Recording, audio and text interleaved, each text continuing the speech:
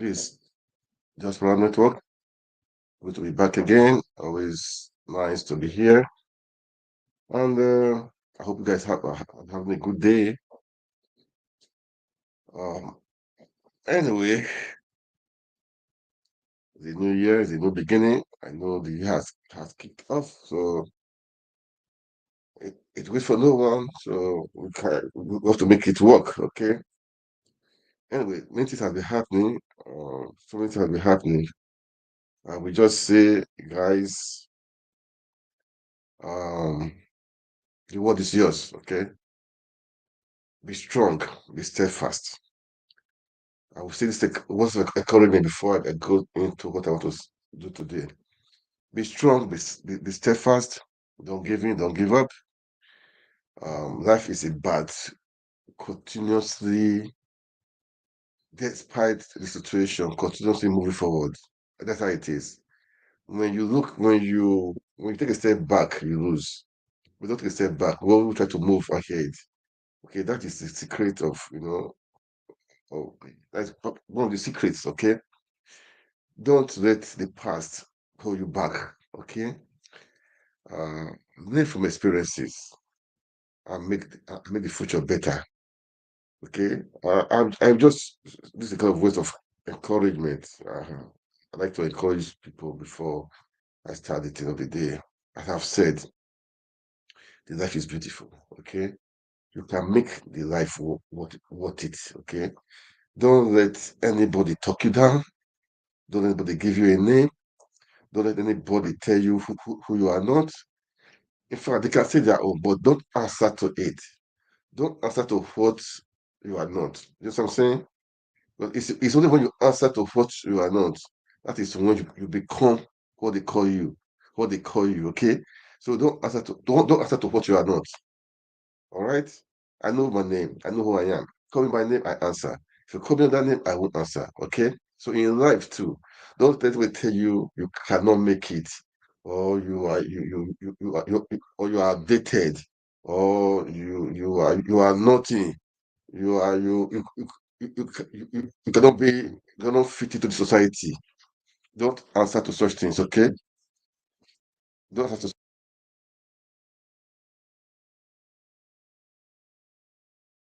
so don't answer to such things, okay? Don't answer to such things, all right? So please, guys, be yourself. You can make this happen. This part is happening around the world. There are crises everywhere, not only in Nigeria. There are crises everywhere. So don't let it don't let it weigh you down, okay? Yeah, that's the way down. Just keep on hoping, keep on believing in yourself. We go with you. You can make it, everything will be okay. All right. This is my just words of advice this evening, man. This is my just words of advice. Anyway, uh, man. So where do I even start from? Because uh, so many things, guys, so many things. Please, as you watch, kindly like, kindly share, make comments. It's important to make comment. Important to like. It's a kind of interaction, interactive. Let's make it kind of interactive forum. Okay, that's how it's supposed to be. If you have a question, you can put it. You can just write it down there. If you want to make a comment, you can write down there. And I believe uh, we can make things work better for our country. I believe in making the country great again. That is why I like Peter Obi for one thing. That dream of a better Nigeria, a one Nigeria, that is his dream. Okay, that should be our dream. That should be our dream. A better Nigeria, a better tomorrow for everyone, irrespective of who you are, your tribe, religion. It doesn't matter. It doesn't matter. It doesn't matter. It's to make Nigeria great again. Okay, that is what we are pushing, and we will push it, and I will get it done. I will get it done. All right. Uh, it's painful to hear what is happening. Seriously, I heard Yobe State today. Um, um, Boko Haram kids on people. It's sad. It's sad. It's so sad, man. It's sad. It's painful.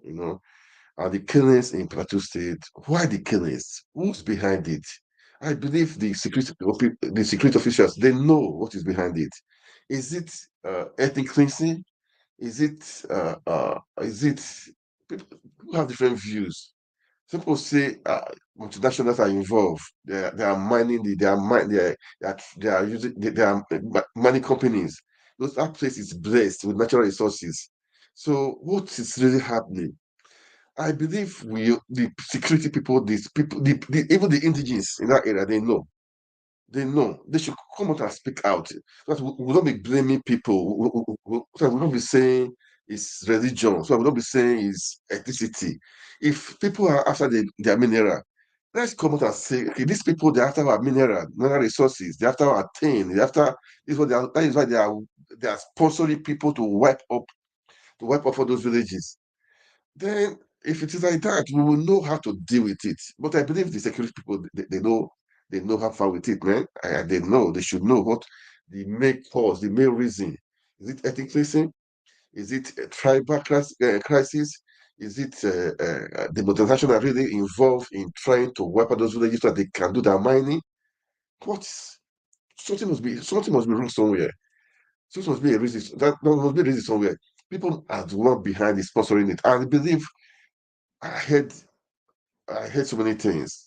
So I had to bring out some old videos um to watch it to know what is really happening. Okay, now let me just play a short video. I think this is Nasarawa. Okay, these are things that happen in the Plateau State, Nasarawa, this area. These people are. I will hear that time in Zamfara State. They were doing all sorts of things. All those Boko Haram stuff they were doing. They are using it as a camouflage. Meanwhile, people are taking our natural resources away from the country. This is not right. Nigeria security, Nigeria people, we are the one losing. We will lose lives, we will lose money also. It's not fair because these things are expensive in the market. These things, national resources, they are expensive. These ones, if we are able to harness the security system, we can make money from it. We will have job. The country will have money. Africa is blessed. Naturally, Africa is blessed. Go to Congo, go to different places. They are blessed. Nigeria is blessed. Look, it's the problem of leadership, man. That's what we could be from that day. It's problem of leadership. They know all this stuff. Leadership is the core problem in Africa. Leadership is the core problem in Africa. We all know this stuff. Eh? But they should wake up. This question don't put gun in your head and say you must do what you want to, you must do against your people. They don't do it. So why should you stand up, be a man, leaders, African leaders, Nigeria, be a man and do what the needful. And man, across, really, man. It's not only just the leadership, even the village people, everybody corrupt, the security is corrupt. That is why I said, if you have the top person, that is the top person when he's capable, when he's not corrupt, everything will go on well. But when the head is corrupt, it will be a problem. It will definitely be a problem. When the head is good, I think we have solved the problem at least 60%. Okay, but the head is not good. How can you expect the body to be good? How can you I mean control the people under you, the security system, those people that are corrupt? How can you tell them don't do it again? Because you yourself is corrupt. Oh man, I do I watch Nigeria, Africa stuff, Nigeria, listen to Nigerian news, all the stress, everything they are doing. I heard the humanitarian stuff. The minister was in charge. The minister was in charge. EFCC called for her. She said she would come. Right ahead, she just absconded from her home some hours ago. If it's true, I don't know. But I heard such stuff, man. Because I saw one thing at one time when they said he spent some billions of dollars to trade about 177 people on phone, how to repair a smartphone. Man, Nigeria is a comedy. Anyway, now before I play, I talk of Nigeria security, Nigeria people. So now, before I go to Plateau stuff, there was one video I saw. I will play it. Okay, guys, let's just listen to it.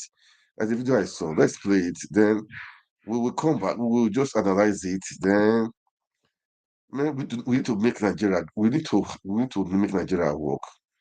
It's you and I that will do it. Don't expect other people to do it. Please, as you watch, kindly like, kindly share, make comment. It's good, guys. It's good to make comments. Let's watch this stuff, okay? Let's watch this stuff. Let's just watch this stuff right now. Leaving the site fully loaded with substances suspected to be lithium, they are being transported to places where other aspects of production are carried out before it is ready for export. The fact that the movement is taking place at night raises questions about the legality of their operations. The community is accusing the company of illegally operating on the land without approval. Sani Adagbaoku is an indigene of the community. He says he is the owner of the property on which the mining activities are being carried out. He is also brandishing this document originating from a high court in Nasarawa State, indicating an interim injunction restraining the Chinese company from trespassing or carrying out any activity whatsoever on the disputed land. However, this has not stopped the Chinese company from going ahead with its mining on the over 50 hectares of land. The community also accuses the security operatives of providing cover for the illegal operation. The arrival of a TV crew at the location is met with stiff resistance by the security team of the mining company. They overpower the policemen providing cover for journalists who have come to investigate the claim and counterclaims being made over the land. There were also attempts to harass journalists and stop them from filming, thus necessitating the discreet recording. Sani Adagba explains that the company claims to have bought the land from some unverified persons posing as family members. So from the beginning, the information we got is that it's another person from our community that went to sold the land to them, which the land does not belong to that family. So later on, after the investigation, they discover that the land belonged to us. So from then, they started approach us to sit with them and write agreement with them, but which we say no, because when they came, they say if you will like, whether we like or not, they will work. And since they came in, then they were working there. So and we even take the issue to the court. The court stopped them from working, but then they refused to stop. And we don't want any violence. Since we take the matter to court, we have also our lawyers do everything. Reflecting on the activities of regulatory agencies who should exercise control over the company's operations, the community say they suspect foul play. They also accuse the traditional rulers of colluding with the miners.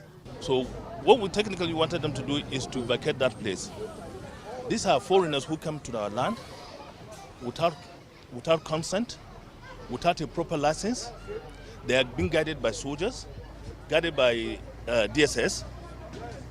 With all the insecurity happening in this country, they're absolutely doing an illegal job there, as far as I'm concerned. Because if it is legal, that would be a situation where you have a legal license, you have a legal consent from the community. You don't have legal license, you don't have legal consent. Even if you purported to have a consent, that consent was defective. The rules for getting any consent, any license, you must have the consent of the community. You have interviewed the community. Do they have the consent? They resorted to even adopting this Baba, taking him and force him and backdate, a lease agreement, and force him to sign. So they were discussing, and the Osajiri asked him to sign another paper. And Baba cannot read. He don't know what that paper means. So Baba said, no, he cannot sign. What this paper for? So according to Osajiri, I explained to him, but he said no. The Osajiri insisted that he is the king, and whatever he said, that's what works. So how can he say he cannot sign? So he want to disobey the king in the palace. He now say, okay, if he will sign, let them call his lawyer. But his lawyer was not close, and his lawyer said he should not sign. But because of the pressure, they were pressuring him to sign. And he don't know it was consent letter that they are forcing him to sign. He says it's nothing. With activities still ongoing despite a subsisting court order, the community is apprehensive events might snowball into a violent crisis. According to security experts, several violent conflicts in many parts of the country, especially in the northeast, can be attributed to the activities of illegal miners. This is one situation the community and government of Nasarawa State will want to avoid.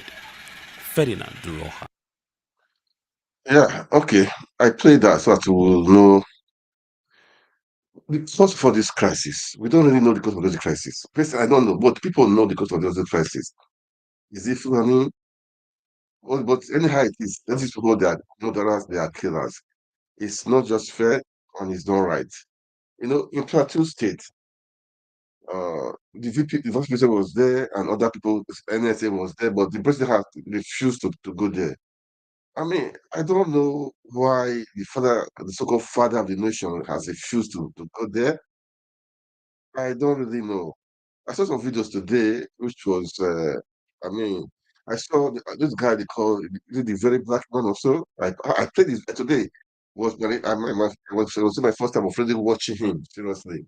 I love what he did. He went to Plateau State, he showed some video of, I mean, his own fashion. I respect people. I respect people. I respect people for who you are, okay? And for that thing he did, I'm so happy. It doesn't matter. I don't care who. I respect him for that thing he did. Uh, maybe let me show the video of what I think he said. Let me play the video. Let me just play the video, okay? Let me play the video. Let's People came to watch it. attack those poor people. If you remember the video again, where they were pulling a child from behind his dead mother and his dead folks, you understand? So this is where it happened. Now let me tell you what's funny. Bring the camera down. This is tin. This is tin. These are minerals. Look at it on the ground. These are minerals. So it is pretty obvious. See them, come. It is pretty obvious that these people are being killed because of the richness of their land. Can you imagine they had to burn down the place? Come. See, start from here. They had to burn down the place. See these houses? Everything burnt down. We came into this village. There's literally nobody in the village. Like literally nobody. They had to run away from their own land, from the place where they were born, where their grandparents lived. Do you understand? Can you imagine minerals on the ground? See, minerals on the ground. Minerals on the ground. That means this land is rich. Why are they doing this? I don't know. It is obvious, but we act as if I don't know for political reasons. But please, Nigerian government, please. Now I'll take you to where the children are. The children that are being affected. Those people that they killed, their children. I will take you to the IDP camp where they are. If you see them, then let's not even talk about the ones that are in the hospital without hand and legs because of insecurity in Nigeria or because of greed. What we all can enjoy in Nigeria, we have a lot of minerals in Nigeria that we all can enjoy. We are not supposed to be poor in this country. Dubai get only oil, sell Dubai day. We are rich anyhow. Look at this land, plain land. Turn this camera. Look at the land, raise it up. Look at this land, plain land. See, plain, beautiful land with raw minerals on the ground. But yet, Nigerians, we are still suffering. We are still poor because of the greed of the people that are supposed to protect us and take care of us. Because of the government. So, basically, somebody was trapped in this car. Somebody was trapped in this car and was burnt. Now, these things, where that guy did? What's it with this? Which bone? Human being bone. What I'm holding now, according to this guy that was here, have you put your face? I know if you show your face, now man just show only your body. So according to this guy, say now waiting. Bones, human being bone. So this is the car. The person was, and as you can see, this is somebody. This is a human being bone. It's a bones of somebody. But this is very dark, man, and I'm out here in Jos, Bokos, local government here, Bokos, where the attack happened. So there was an attack on these people. Everybody that you are seeing here, they are not random people. These are like people affected by the attacks that happened on the 24th. It happened on the 24th, 25th, and on the 26th. So a lot of them didn't have the opportunity to do Christmas because of these attacks. And what is funny is that I've done a little bit of investigation. I walked around. Some of them are staying here, and then some of them are staying in this town. Let me see the zinc houses. This place, and then behind. So what's going on is, first of all, this is a very big community. How many community was affected? About 28 communities, am I right? About 28 communities were affected, where a lot of houses were burnt. These are like normal people that they go about their day, they make the Irish potatoes that you eat, they send it from here and send it all the way to Abuja, you understand, for you people to eat and you enjoy your life, do you understand? Now, with these people affected, a lot of things that you see in Nigeria cannot be. Alright, so this is another community that was burnt down. Apparently, this one is even bigger than the last one where we were. No, sure, take it around. Follow me. Show the houses. See livestock are being left, abandoned by their owners. Come. See all these places. See people are. See their animals, see generator, burnt. This place is bigger. Now let me tell you what's funny. From the last place we were to this place, it's like we drove for like 35 minutes on a normal low driving speed. Now come. Apparently this whole thing happened in a day. They attacked different places in a day.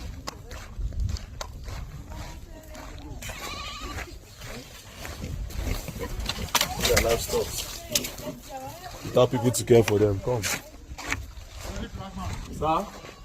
Why you rush this thing? I need to rush. You won't make a head back for one side.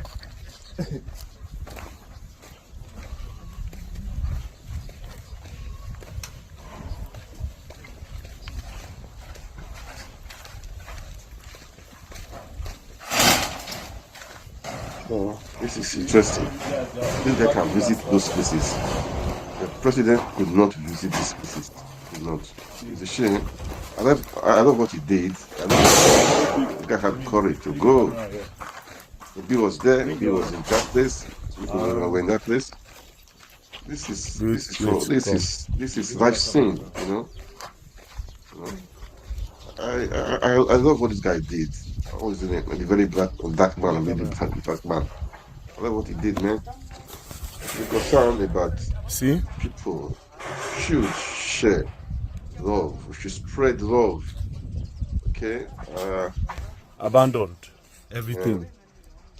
Abandoned. One day attack. They started this attack on the 24th, 25th, and 26th. First day, they attacked multiple places. Like I said, the former distance to this place is over 35 minutes, and they attacked them one day. Meaning the people that were involved in this attack were up to like maybe 500. They attacked the whole community. Well, I pray that's what you guys could see it. What security in Nigeria? What do we do, man? I tried to analyze before. I said, what is the reason behind it? Is it ethnic cleansing? Is it Fulani? Is it multinational companies that are looking for natural minerals? Those places are blessed. So we should. The security people, they know what is happening. The people know what's happening.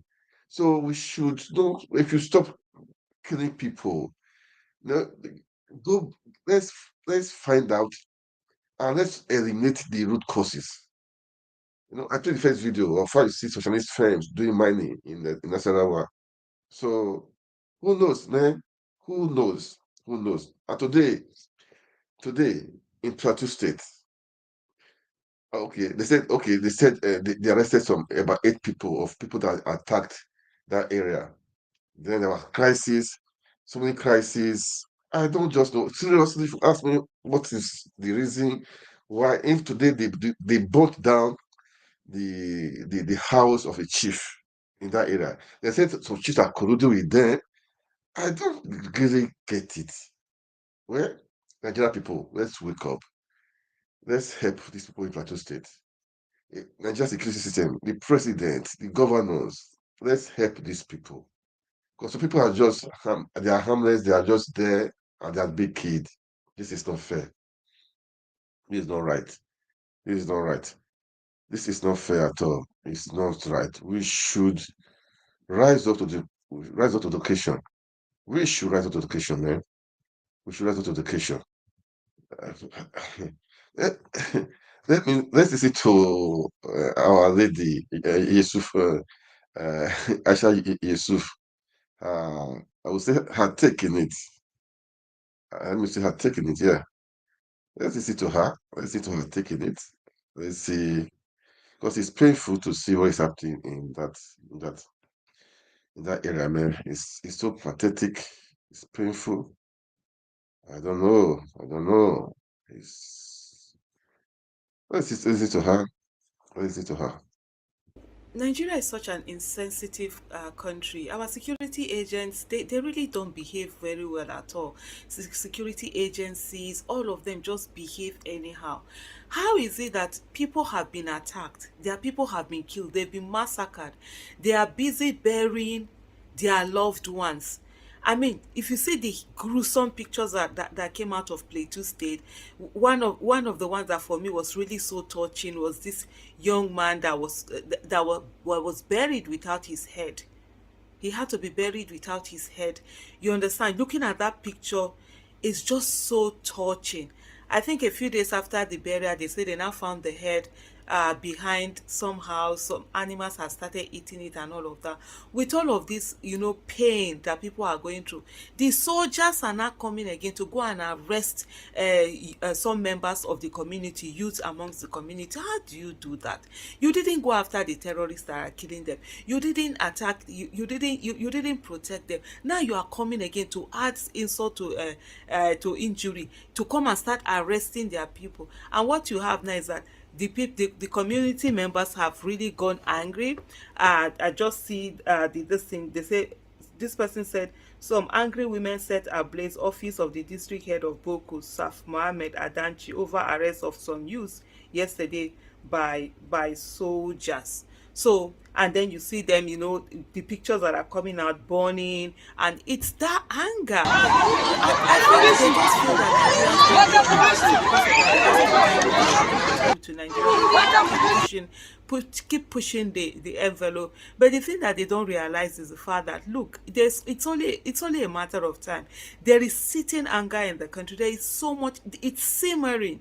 Except if somebody is not attuned to what is happening, or person doesn't have emotional intelligence to really see that the country is on the brink. People are angry. They might be quiet now, but the thing is that when this thing will now explode, everybody, that's for me, that's just everybody will be affected by it all. But right now, instead of the right thing to be done in protecting people, that's not being done. What is being done, or rather, is that oppressing them. So terrorists will first of all come and kill, do everything. Then our own soldiers will now come. They will now go and start arresting people. Instead of you to go after the terrorists, they will not do that. Nigerian military is so fond of doing this. That's why at every time that they find themselves, they don't get the support of the local people, of the locality, because they are always so brutal, and it is the people, the innocent people, that they really go after rather than going after the perpetrators. And that has really been a major issue with the Nigerian military, and why they are always being accused of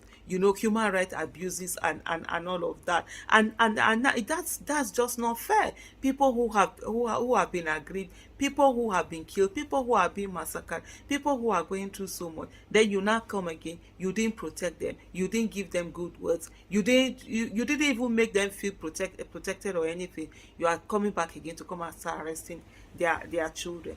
Who does that? Wow. And she said, "Who does that? Who does that?"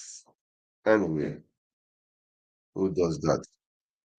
I just did this so that let's have the people of Plateau State at heart. Let's be praying for them.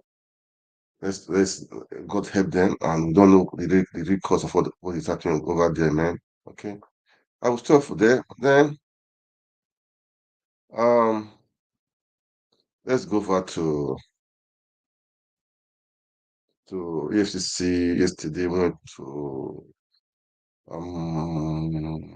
okay. Let's go over to the other news for today. It's just analysis from Arise TV. We know what will be happening. EFCC went to Dangote's company to do some search on forex days. So challenges. People have been favored, really. Companies have been favored. Some people, they will give them forex, they will on the normal rate. But even if you don't even do anything, just come out and sell it. You will make times. You will make money. So some people had the opportunity. CBN were favoring some people, give them the normal rate of dollar, bank rate. They will go. They will not use it for forex. They will not. I mean, they will not use it for to import or for importation, but to just go to the black market and sell it off. People make money from there. A lot of money, billions, man. Over the years, not just recently, over the years. So let's just watch the analysis of uh, EFCC going to Dangote Group. This is Arise TV. I love them. After that, we will go to. We'll just talk. Touch on a few things. Edo State election is there. Rivers State, Wahala is still there. Just God help our country, man. God help our country. Wike with the Wahala, with the Fubara, man. Anyway, um, okay.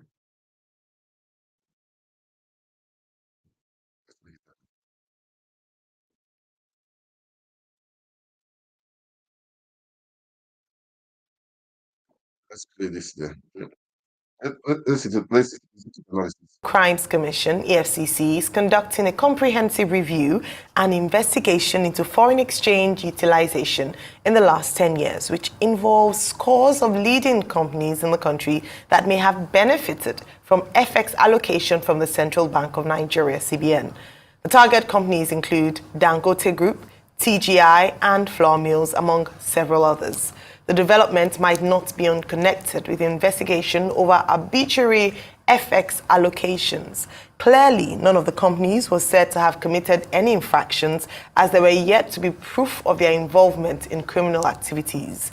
Equally, yesterday, former Minister of Humanitarian Affairs, Disaster Management and Social Development, Sadiya Umar Farouk, wrote to the Anti-Graft Agency to tender her apology for failing to appear before the Commission to answer questions on alleged laundering of 37.1 billion naira during her tenure. But suspended National Coordinator of the National Social Investment Program Agency, NSIPA, Halima Shehu, reported to the agency after she was released Tuesday night. The EFCC is working. Yeah, I mean, there's a lot going on. And in principle, this is nice because we need to be able to investigate the past administration. Because a lot happened and there are questions that need to be asked. I think I will all remember boldly when we saw the then humanitarian minister then sharing money for people in the hands during COVID-19. And we're asking, where is the accountability for all of this? How this money is being shared? The social investment program, a lot of the things they did then looked very nebulous to us. So if EFCC is asking questions, they have rights to ask. But they should also respect the rights and the constitutionally laid down rights of the individuals involved. If you're doing your investigation, respect the rights of the citizen, because despite whatever allegations you have against her, it is just an allegation now. Nothing has been substantiated except it goes through a court process. So I call that respect. But the question I would like to ask is, all of a sudden, I'm not denigrating people for their health. But why is it that when there's corruption allegation, all of a sudden, people that once served in government, they become sick? We even remember a former minister that even went to forge medical papers just to be able to prove that he was sick. That one became another case because there are allegations that he forged the medical papers, so allegations anyway. So all of a sudden, they become sick. We remember the case of people that were in severe pain. Anyway, that was not a corruption allegation or anything. Remember some senators that fainted and all sorts of things with health. Because when this same person responded to those allegations at first, I mean, she didn't talk about any, but we cannot say about her health. That's just a side comments, that's a side commentary. Fair enough. But it's just very curious to understand why is that all of a sudden when there's an allegation, you have to come and face the authorities, you fall ill. Maybe it's the jitters, I don't know. But it's well within their rights to be able to investigate, because a lot of things need to be done as regards the humanitarian ministry. And also, an eye must be put on the humanitarian ministry, because we have started hearing all sorts of things. People arrested, anyway, people have been changed from their positions. We need to put an eye, because that ministry gets a lot of funding, but we don't see the impact of the funding.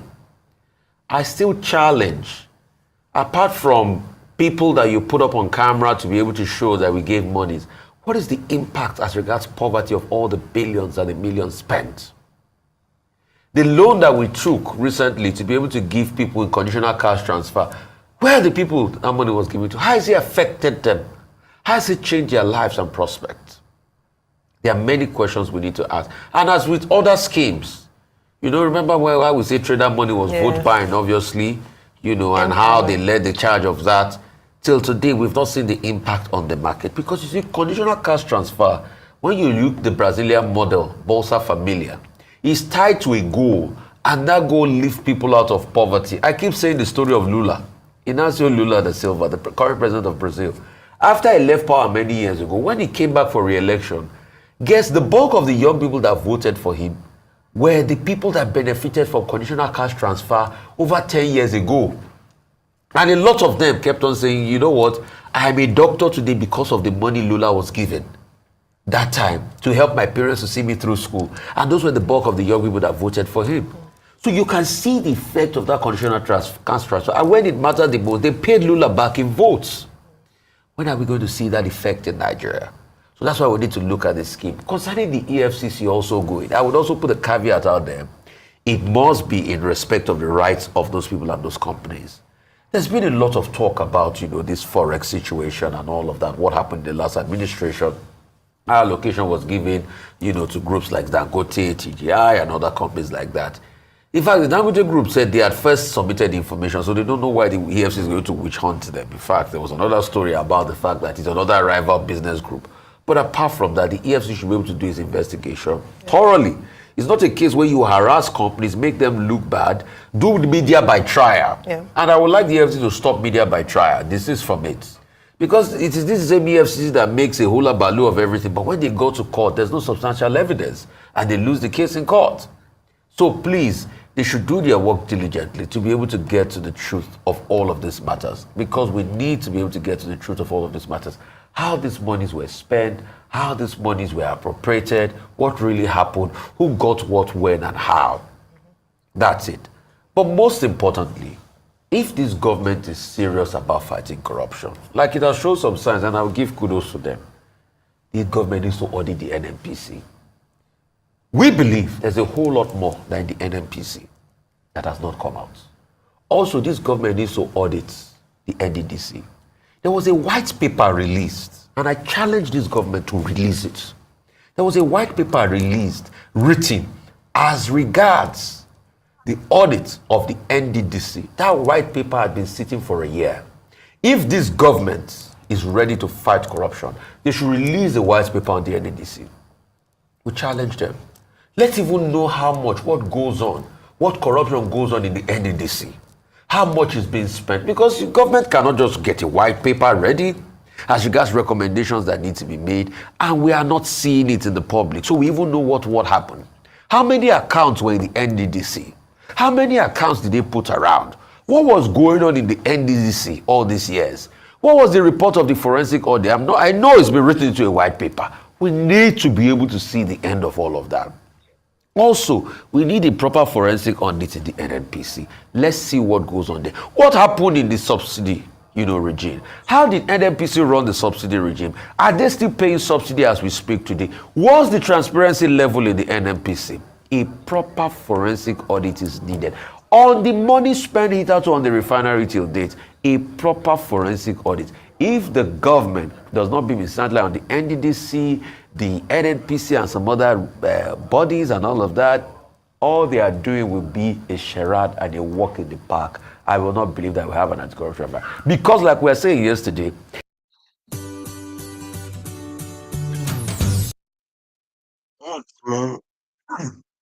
I will come back to them, okay? I'll come back to them. It's just analysis of the EFCC going to Dangote's group of companies to check. Anyway, I believe we should do the needful. Okay, I don't have anything against it. So, but they should do the needful. They should do the right thing. Okay, that's my own. All right. So we'll go back to the we'll, we'll go back to the analysis now. Okay? We'll go to the analysis. Spend it out on the refinery till date, a proper forensic audit. If the government does not be mishandled on the NDDC, the NNPC, and some other bodies and all of that, all they are doing will be a charade and a walk in the park. I will not believe that we have an anti-corruption fight. Because like we were saying yesterday, it is only 2024 this government have to work. Ayo, at the end of 2024, early 2025, it's going to be officially 2 years to the election. Politicking will have started. When politicking starts, distraction starts. At the beginning of 2026, politicking is going to be in full gear. Early 2027, a new leadership comes in place by February. So it's only this year and probably some parts of 2025 that you really have to do the work. So it's time for this government to get up to this work. Look at the NNPC. The reports of NDDC, the report that was finally written out after the forensic, the white paper, too should be released, because we can't just hear people come faint on TV and we just go like that and they say off your mic. No, that must not be the end of the NDDC matter. That's right. Well, I'm tempted to sing the famous song of a particular gentleman, turn by turn. Oh.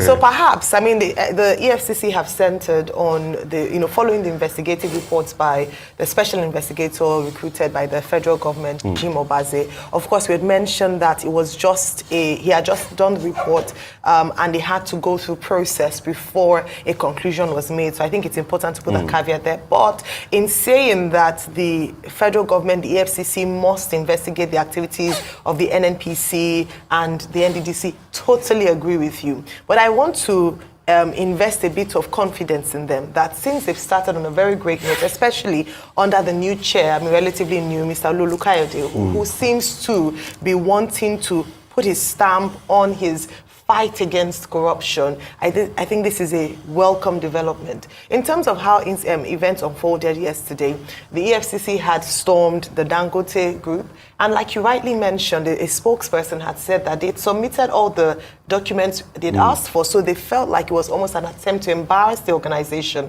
And so this again goes to that conversation around headlines or audio headlines without thorough investigation. Maybe what a suggestion or perhaps a recommendation to the new leadership of EFCC is less headlines, more convictions. Because it's easy, we remember the Ikoyi billions, we remember a number of cases, high-profile cases, where there would be a lot of noise and media trial. By the end of the day, it ends up being nothing, or, there's no conviction because, like you said, lack of evidence. Anyways, they went to the Dangote office, and according to Dangote an official source, they said that they gave them everything they needed. They were able to look into their books for a few hours, and the idea was that there were allegations of round tripping and use or abuse of the use of forex allocated to them as an organization, especially in the purchase of raw materials, so that they got forex from the CBN without approval. I think another thing I must mention in this particular report is that it was said that the CBN governor, the previous CBN governor, had allocated forex without the board of directors approval and also without the investment committee approval. If that is the case, because remember all this is still under investigation, if that is the case, then it would go back again to what we've always spoken about in terms of strengthening institutions. How was the CBN governor able to make certain decisions, including investing or putting forex in different accounts, in overseas accounts, without proper process, due process done? So we need to investigate that a bit further. There's so much I believe this investigation will unravel. The thing is just that as it breaks, as the news break, we talk about the stories each day, but we need a holistic and complete, and we need to see this to the complete end so that we begin to see the cracks that exist in some of our key institutions in the country. I think it's really important. I am glad that the groups, it's not just Dangote Group, I think we just mentioned that because they had, that's the one that they went to yesterday. I know that the Boa Group as well, as we talked about yesterday, the TGI, and I don't want anyone to say this is a witch hunt, because every time an investigation starts on an individual or an organization, the first thing they cry is, oh, it's a witch hunt, it's a witch hunt. If hands are clean, then present all the documents. Let there be a detailed look into what has transpired. If indeed the monies allocated for purchase of raw materials or to transact business has been used for what it was, Forex was used for what was allocated, and no round tripping, because they said that it's part of what's contributed to the economic woes of the nation. And so if some organizations are profiting illegally from, or perhaps in a illegal way, let me put it that way, then we must arrest that so that we can stop that, because the economy has been hurt. It has affected the economy immensely in the last few years. And again, heads must roll. Any guilty party, whether previous or current, must face the full consequence. Now, talking about consequences, let me come to the National Social Investment Program Agency, the NSIPA, which was under the purview of at that time, the Ministry of Humanitarian Affairs and Social Development, that was headed by Sadia Umar Farouk, who now said that she didn't appear before the EFCC yesterday because she apparently was ill. I pray that she gets full recovery, but when she recovers, she has questions to answer.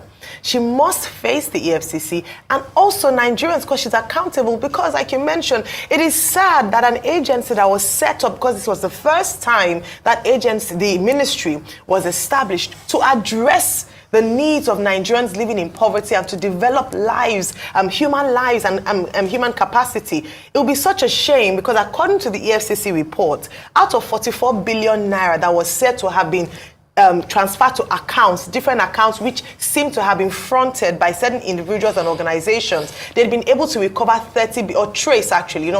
trace 30 billion naira of that, and they're looking to ask questions to recover the money. I hope, as we have said, that they will get to the bottom of this. I know the coordinator has been apprehended. The director of finance, who retired in December last year, has been brought in for questioning. There are questions to be answered, and every single penny must be accounted for. Rufa, if you recall, when Dr. Betta Edo was here, especially when she came into the role newly, we had asked her if she was going to probe and look into the books of the previous administration. And I remember she had said she was looking forward. I'm glad that the EFCC is taking this forward. And beyond that, the reason why we must have people accountable is that it must serve as a deterrent. If this government is serious about fighting corruption, we don't want the initial, what Nigerians will call gra-gra, and a lot of headlines here and there without any solid or any tangible convictions from this process. We're not saying anyone is guilty, because of course, according to the law, you are innocent until proven guilty. However, if there are questions to be answered, I'd rather the EFCC did a thorough job of investigation before naming and shaming on headlines, because at the end of the day, it also causes reputational damage, whether to the individuals or to the organization, if they're not found guilty at the end of the investigation. Do your investigation thorough, bring people on board, and where they're found guilty, I hope the full weight of the law will be applied in everything, in all the circumstances that we've seen. I think you should get to the stage where people should start suing the EFCC for the reputational damage done by not properly investigating. Maybe that's when they will learn. Maybe if they have a couple of cases when people sue them heavily for the reputational damage by not doing their work properly. There's some, the former Minister of Petroleum, Diezani Alice Madueke, sued the EFCC at some point. So there are some people who take them up. But again, it's just the judicial process, the slow processes of the courts. But like you mentioned, absolutely correct, because at the end of the day, what you see online is, oh, Dangote is in trouble. I know in Nigeria, a lot of people just read headlines. They don't see the details of the headlines. Or Bua is in trouble, or the humanitarian minister was complicit and all that. We need to emphasize the fact that this is just an investigation. However, it raises a lot of questions, especially following this investigation, and we must see this to the end. Move on to our next story. Yes, guys, I love Arise TV. I love Rufai and all the analysis they always give. I will come back to them, okay? Now, we'll go to River State, Fubara and Wike. Really, as I said, Fubara, Wike, who win, I don't care. But for my own, it's Rivers people. Good governance, that's what I'm just after. Because both of them, they rigged the election for APC. So I don't really care. But now, Fubara, I don't know. It's neither here or there. It will go, it will be cold one day, it will be hot one day, people supporting one day. I don't really know much. I don't know what that guy is up to. Really, I don't really know. I saw a video. I'll come back to analyze people, okay? Now, I'm not to analyze some few things, okay? He went to go and visit. He went to Bayelsa to go and visit. To go and visit. I don't really. Maybe he wants to party with the judge there. I don't really know. Okay, I'm not against that. That is good. Good. But what is he up to? What are his plans? What are his plans? So I don't really know. I'll play just a short, uh, not too long. Okay, this one is being long, but not too long. Then I'll go back to Arise TV. Just analyze River State and what's on the election and the. I mean, we care and what's on the country. I feel better. Okay, let's listen to him. Let's hear what he's saying. We have a lot of things in River State that are jointly owned by these two states. It is our desire. I know we've not had this before, but from this particular moment, whatever it is, let us look for a way, settle it, so that we can move ahead. I've always said we cannot attain development in the faces of crisis. We cannot help one another in a situation of anarchy. Peace is the major ingredient for development, not just for us in Rivers, but it's also needed in Bayelsa. So our meeting today is the coming together of two brothers. Yeah, we can answer Rivers Bayelsa, but when we're together, we still remain as one.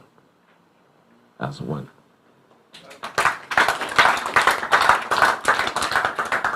We have come to our brother with these elders from our dear state to assure you that we are going to be with you going forward. When you sneeze, we will catch the cold together.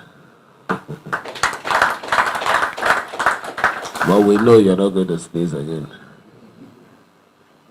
We sneezed in 2023. We ended our cold in 2023. 2024, we're strong. We will forge ahead together as one. We do appreciate them. We want to thank you and also thank our president, who always mention it. It takes a mature and understanding father to always be in a situation and advise rightly. We appreciate him for everything that he has done for us in the face of our trial, and we'll continue to give him all the necessary support. This support is because River State has to be peaceful for Nigeria to forge ahead. It's important everybody understands that River State cannot be in crisis and Nigeria will progress. It's not possible. what affects River State indirectly affects the economy of our country.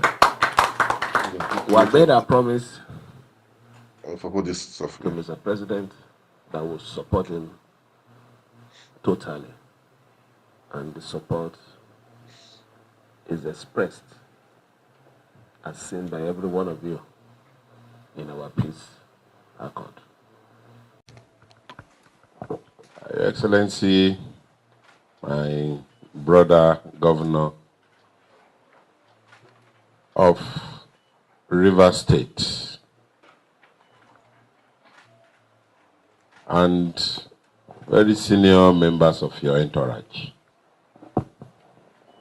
members of the National Assembly here present, both the green and red chambers from both states, and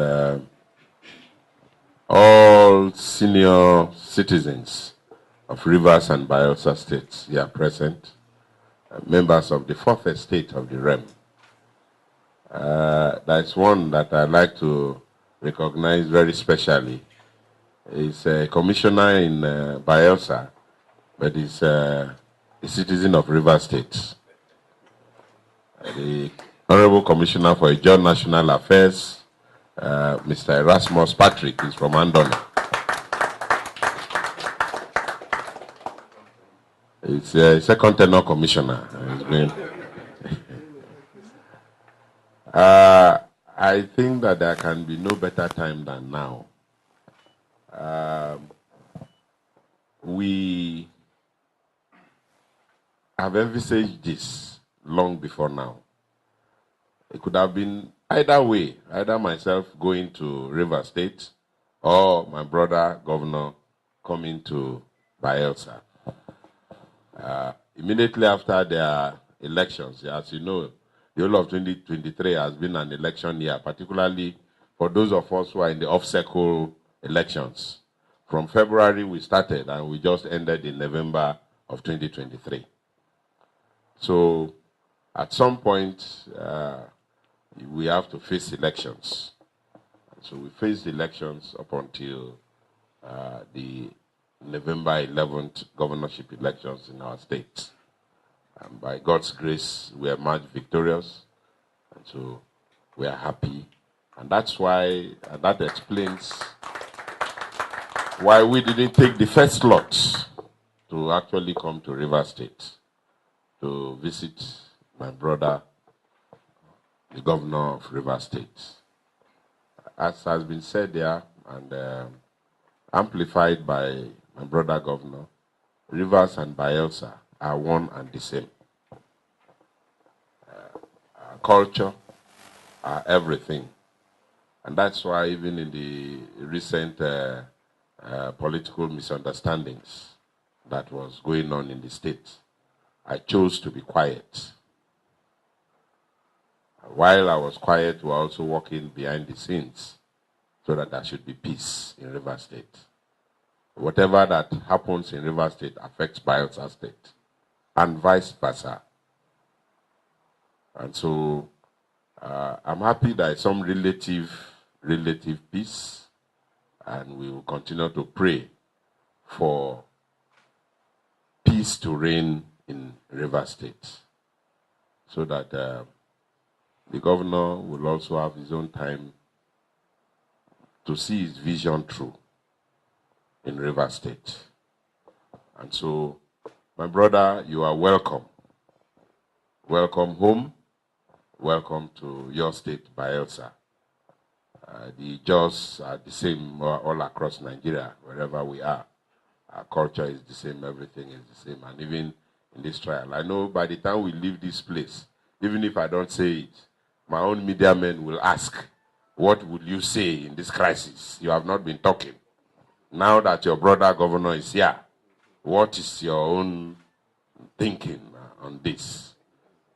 My thinking is that there has to be peace in River State. You will never procrastinate again once you understand this. Yeah, I think I will stop. I think maybe I will stop there. Let's go back to the the analysis of or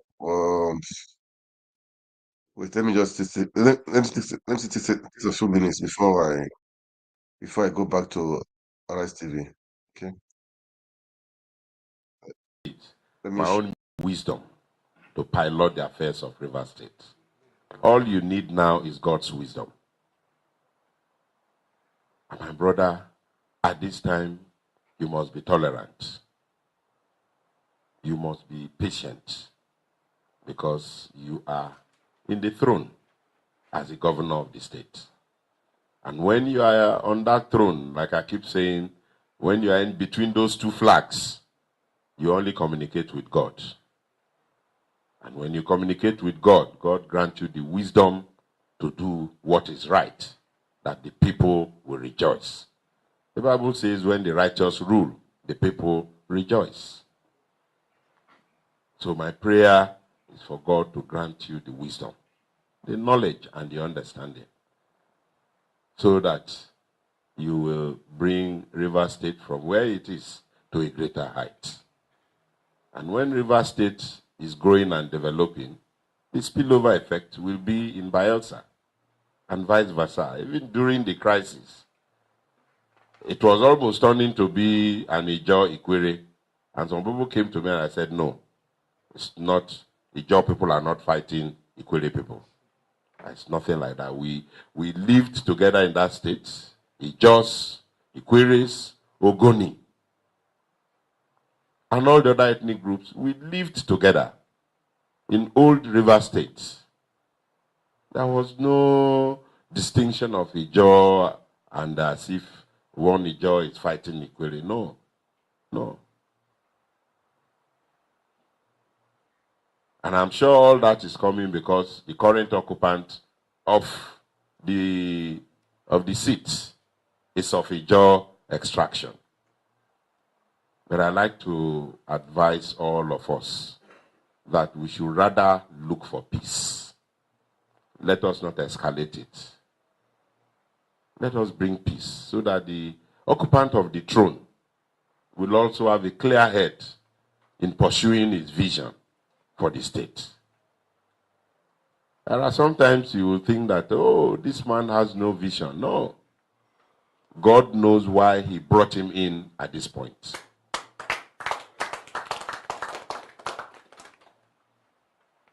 And it is those who you think that nothing will come out. What can come out of this man? And those are the people that God has deposited so much.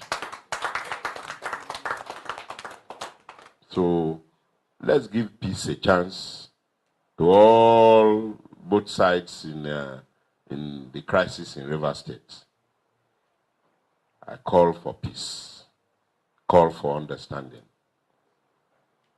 so that Bayelsa and Rivers, we will see development across both states, across ethnic lines. Having said that, when you came to visit the former president, you called and said you were in my territory and that you came to see the former president, and that thereafter you would just say hello before you leave.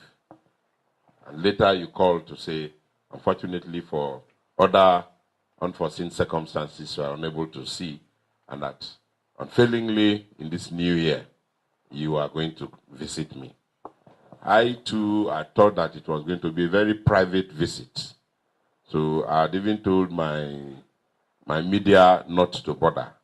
But because of the visit of the former governor, the immediate past governor of the state, who had earlier chosen today to pay a New Year visit to me in my country home. And when you now called, I said, how am I going to manage these two big men? The sitting governor and my boss, the former governor. I said, okay, God will grant me the space to manage them. And the former governor had been here for over some 2 to 3 hours now. And so we're almost through before we got the information. Let me leave this one out. This one. Already here. Enough of Here we are, talk. a very Okay, strong well, delegation. it's still on Rivers State. So Fubara, we don't know what is his mind. So, well, that's not my business anyway. But just to make us analysis. Anyway, let's go back to them, to Arise TV. Let's hear from them. Okay, let's hear from them. Okay, all right. Let's go back to them. All right. Please, as you watch, kindly like and share. Okay, make comment. Okay, let's uh, let's let's share our thoughts. Okay? All right, let's go to. Siminalayi Fubara has begun to reach out to politicians within and outside the state, aligning and realigning forces, whose association he thinks can help him navigate the maze of political crisis produced by the recent face-off with his political godfather, Nyesom Wike. Fubara yesterday visited his nearest neighbor, Bayelsa State Governor Senator Duye Dere and Senator Azuta Mbata from Rivers State to seek further unity between the two states. During the visit to Dere, Fubara said he was willing to work with him to achieve a peaceful settlement of issues concerning property jointly owned by both states that were pending in courts. Towards the end of his tenure as Rivers State Governor, the current Minister of the Federal Capital Territory, FCT, Wike, and Dere had fielded the jointly owned property. Amid the dispute, Wike had ordered the demolition of a Bayelsa-owned property in Port Harcourt and claimed it was unkempt. However, Fubara expressed his strong desire for mutual cooperation when he paid a New Year's visit to Dere at his country home in Sampu in Kolokuma, Opokuma local government area of Bayelsa State. All right. Is this a consolidation of allies or just wanting to do the right thing? I remember very clearly that demolition. We talked about it. Yeah, we talked about, we even interviewed people like it. Yeah, so in the historical context, so there was the old River State. The old River State also had parts of what is called Bayelsa today. So hence them owning things jointly. And we remember that demolition. A lot of people said was because of Governor Wike's alleged fight, with those in the helms of affairs and the PDP, other PDP governors when he was, mad at them about his own ambition. That was Governor Duye Dere. That was just close to him in Bayelsa State. That's why he went ahead. And it was not only Bayelsa State property. There were many properties Governor Wike damaged. It was very, very larger-than-life personality while he was there. And he did a lot of things and he got away with it. And him getting away with a lot of things indeed is reflective of Nigeria itself. That people can muscle their way and get away with a lot. But that should not be the order of the day of Nigeria. But as regards this consolidation, Governor Fubara will have to let a lot of political watchers know what is up his sleeves. Because at first he has not said anything. Even the so-called big players he's reaching out to, some of the big players said he had not reached out to them prior to this time. Because those that will stand for him in the Rivers State are the same PDP people that Wike pushed him away for because Wike was building his own empire. So when he said he's reaching to people, out to people like Governor Duye Dere, if things hit the fan in Rivers, is it Duye Dere that will come from Bayelsa to come and fight for you? There are people like Senator Lemi about there. There are people like the Sekibos of this world there, and other top politicians. But you've been too distant from them. And the question is, you are the one that are going forward and going to the back. At first, they had a rally in your honor, a strongman rally. Thousands of people were there. We couldn't ascertain the number of people that were there. Where they sang the Day Your Day song. Yeah. The next minute, you said, things were bad. You had to just sign for peace, in the interest of peace. People that were in the meeting said, you were handheld to sign. And the next minute, you started making moves. People like Edison here that stood with you, all of a sudden, we've seen him, he's been sacked. He's had to leave. His own case, his suit against the 27 lawmakers has been taken out of court. Then now you are making every attempt at peace. So he needs to know. But we are saying that you are visiting governor. I just think it's a peace visit. I don't think it's a consolidation visit. I think to a large extent, like I said the other day, when President Tinubu was praising Governor Fubara and said he's a good man, and I reminded him that there's a Yoruba saying that said when they say the boy is good, the meaning. So probably he just wants to align with his political godfather. Let's see. Let us see if Fubara is going to reverse and resign into law the budget he has already signed into law after it was passed by the National Assembly. I mean, by the State House of Assembly. Let us see. Some of these moves are part of the implementation. Let's see whether that 27 will be reinstated. But it will be political suicide for Governor Fubara to reinstate. Other people too have told me that, hey, Fubara has something up his sleeves. Probably he knows the game he's playing. But I'm sure if he finally comes out on top of this game, I will give it to Governor Fubara as the biggest poker player in the world. Yep. Because the way he's keeping a straight face, only God knows. He tilts here, he tilts there tomorrow. Nobody even knows what is up his sleeve. So nobody knows his alignment. But I just want to think, like in the game of cards, he has a joker up his sleeves. That's what I want to think. So when they say he's meeting Governor Doyediri and everything, maybe we have to probably align with the, the PDP fraternity. But I don't think it's to be able to consolidate in Rivers State because he has not shown anything to consolidate in Rivers State. What has happened that his political godfather, although in a way that we do not support, has browbeaten him. So much that the elders in the state had to take through the Attorney General, the President, to court over this matter. And the government to court over this matter, saying they did not like the way that he was made to sign this peace deal. So only time will tell. But I know there's still a lot. Maybe this is just, like in a season, when you're having a season film, there's an end of the series. Maybe that's end of series coming soon. So maybe this is season break. Maybe we're just taking a season break. Maybe another installment will start soon. But I should think he has something obviously. Probably. My mind tells me he's waiting to get his Supreme Court victory first. All right, okay. That's what my mind tells me. I totally agree. In this drama that's been unfolding in River State, obviously, the season finale we haven't seen the season finale yet. The finale is not and as like you, Rufai, I think a number of observers are waiting to see Governor Fubara's next move. I do think that perhaps you're instituting in him more confidence than a lot of people are feeling, that he has something up his sleeves or he must have a plan, because it's almost like there'll be a wait with bated breath and then nothing happens. Don't go and suffocate in your waiting, in terms of for his next move.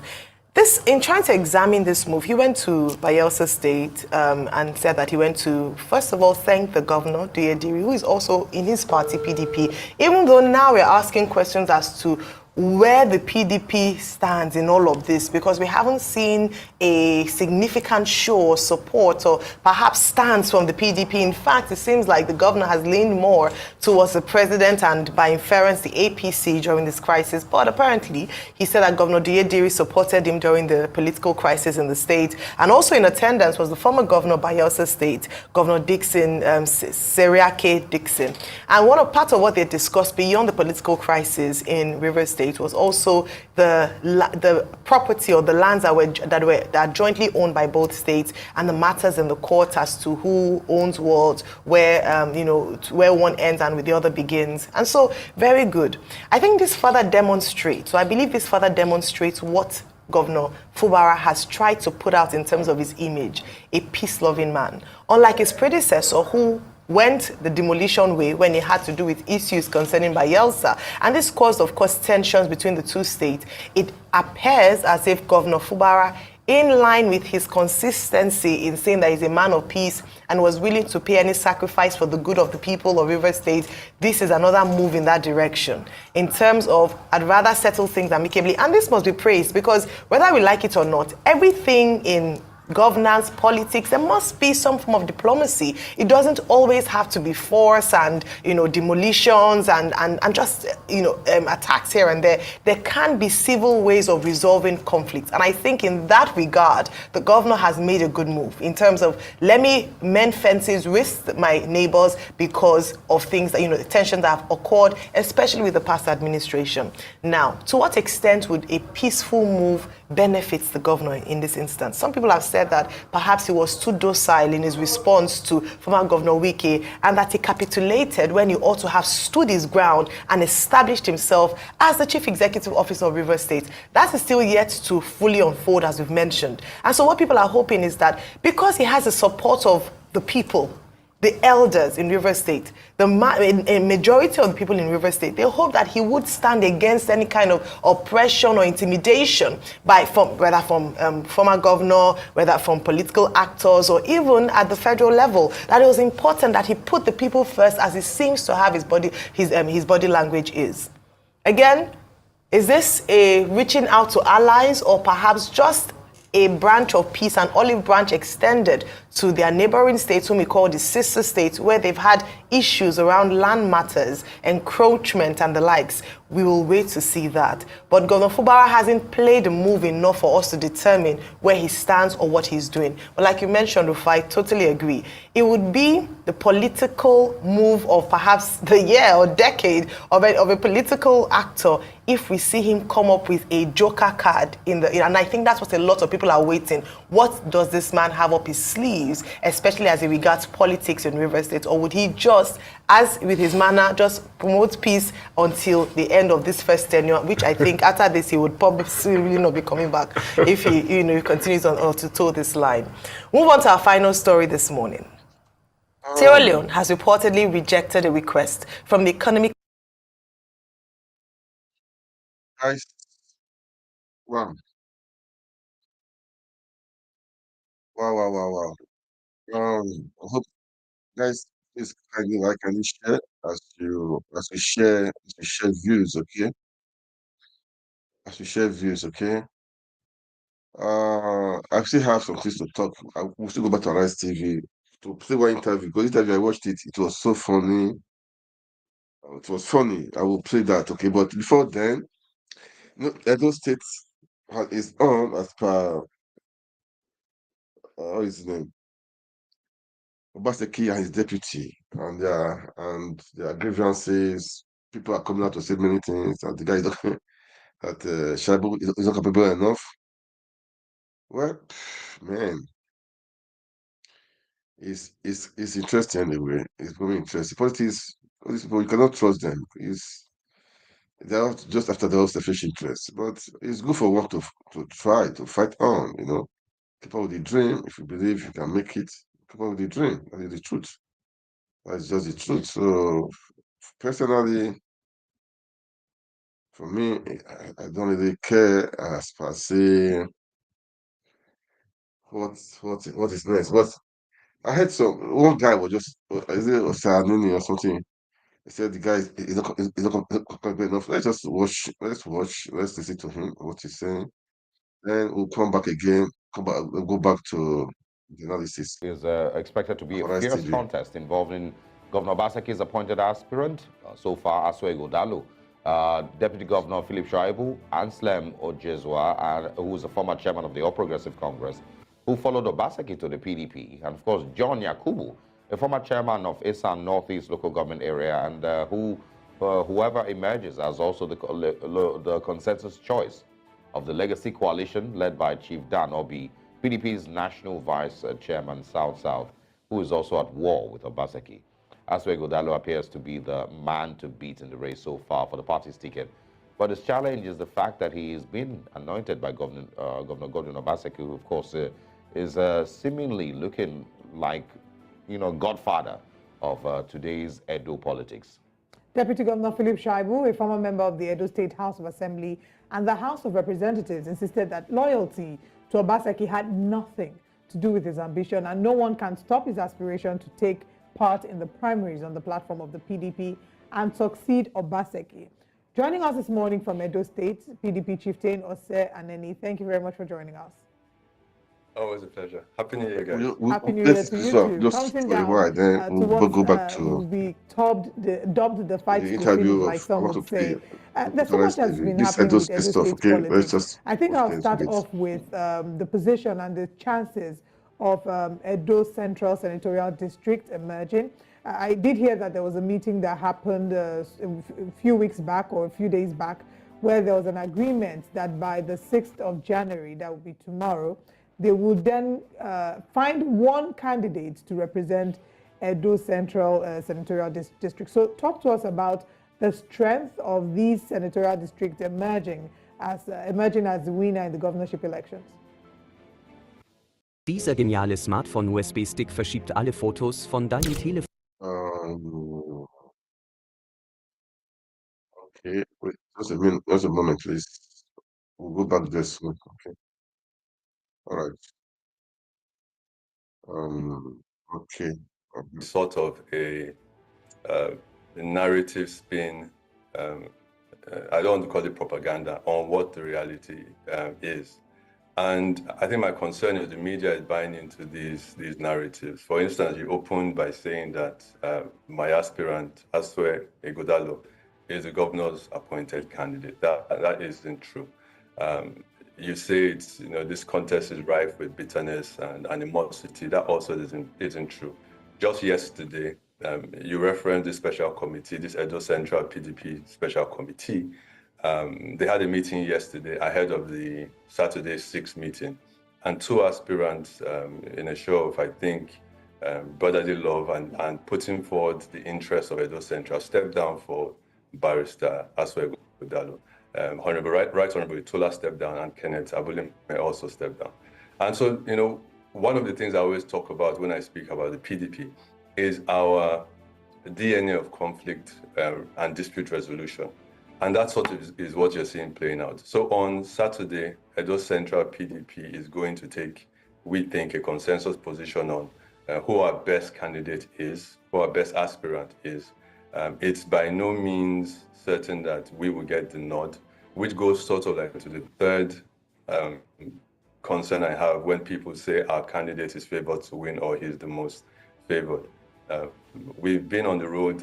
We got in last night at about 10 p.m., knocking on doors, trying to convince people not really to endorse our aspirant, but on the imperative of peace and unity within the party. And we saw this play out at the national elections. The party is divided going into what will be heavily contested elections. We have challenges from the APC and from the Labour Party.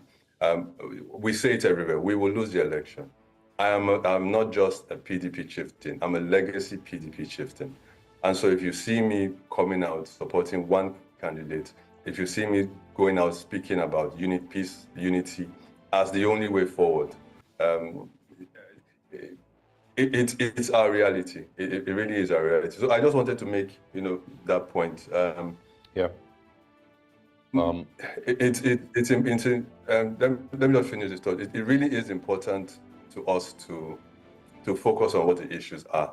As a party, it isn't about godfatherism or anointing candidates. It isn't about denying the rights of anybody to contest. Philip Shaibu was good enough, for instance, to be a deputy governor under the PDP. No one is going to come out to say he isn't competent, but there are more competent candidates. No one is going to come out to say he isn't compassionate, but there are more compassionate aspirants. And we will not deny anybody the right. But what we think is important is in allowing everybody to express their freedoms and rights to contest. We need to understand that after our primaries in February, there's a general election we need to win, and we need to avoid the mistakes we made earlier in February. Yeah. All right.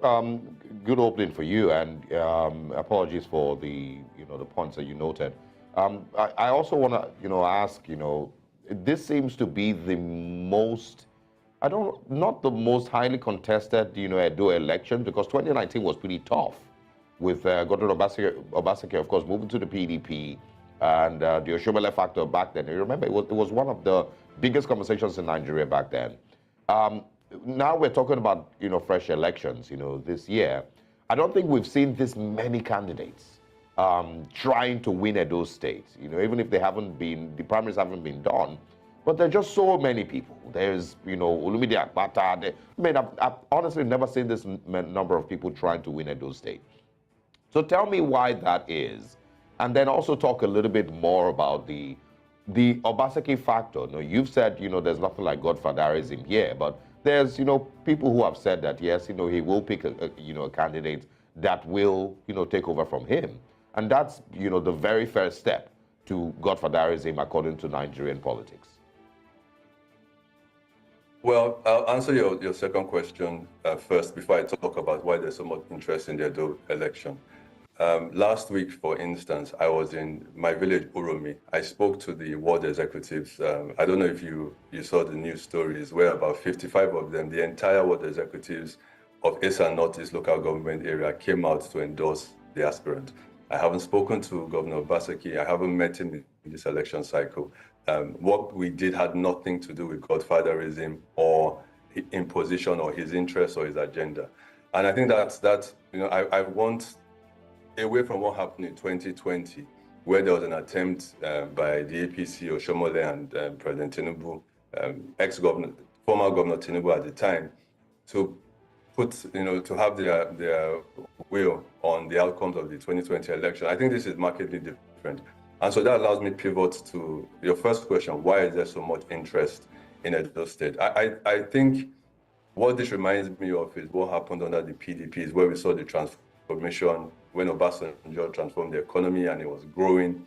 And you actually saw a lot of people leaving well-paid jobs abroad and coming back, to pursue their careers in Nigeria.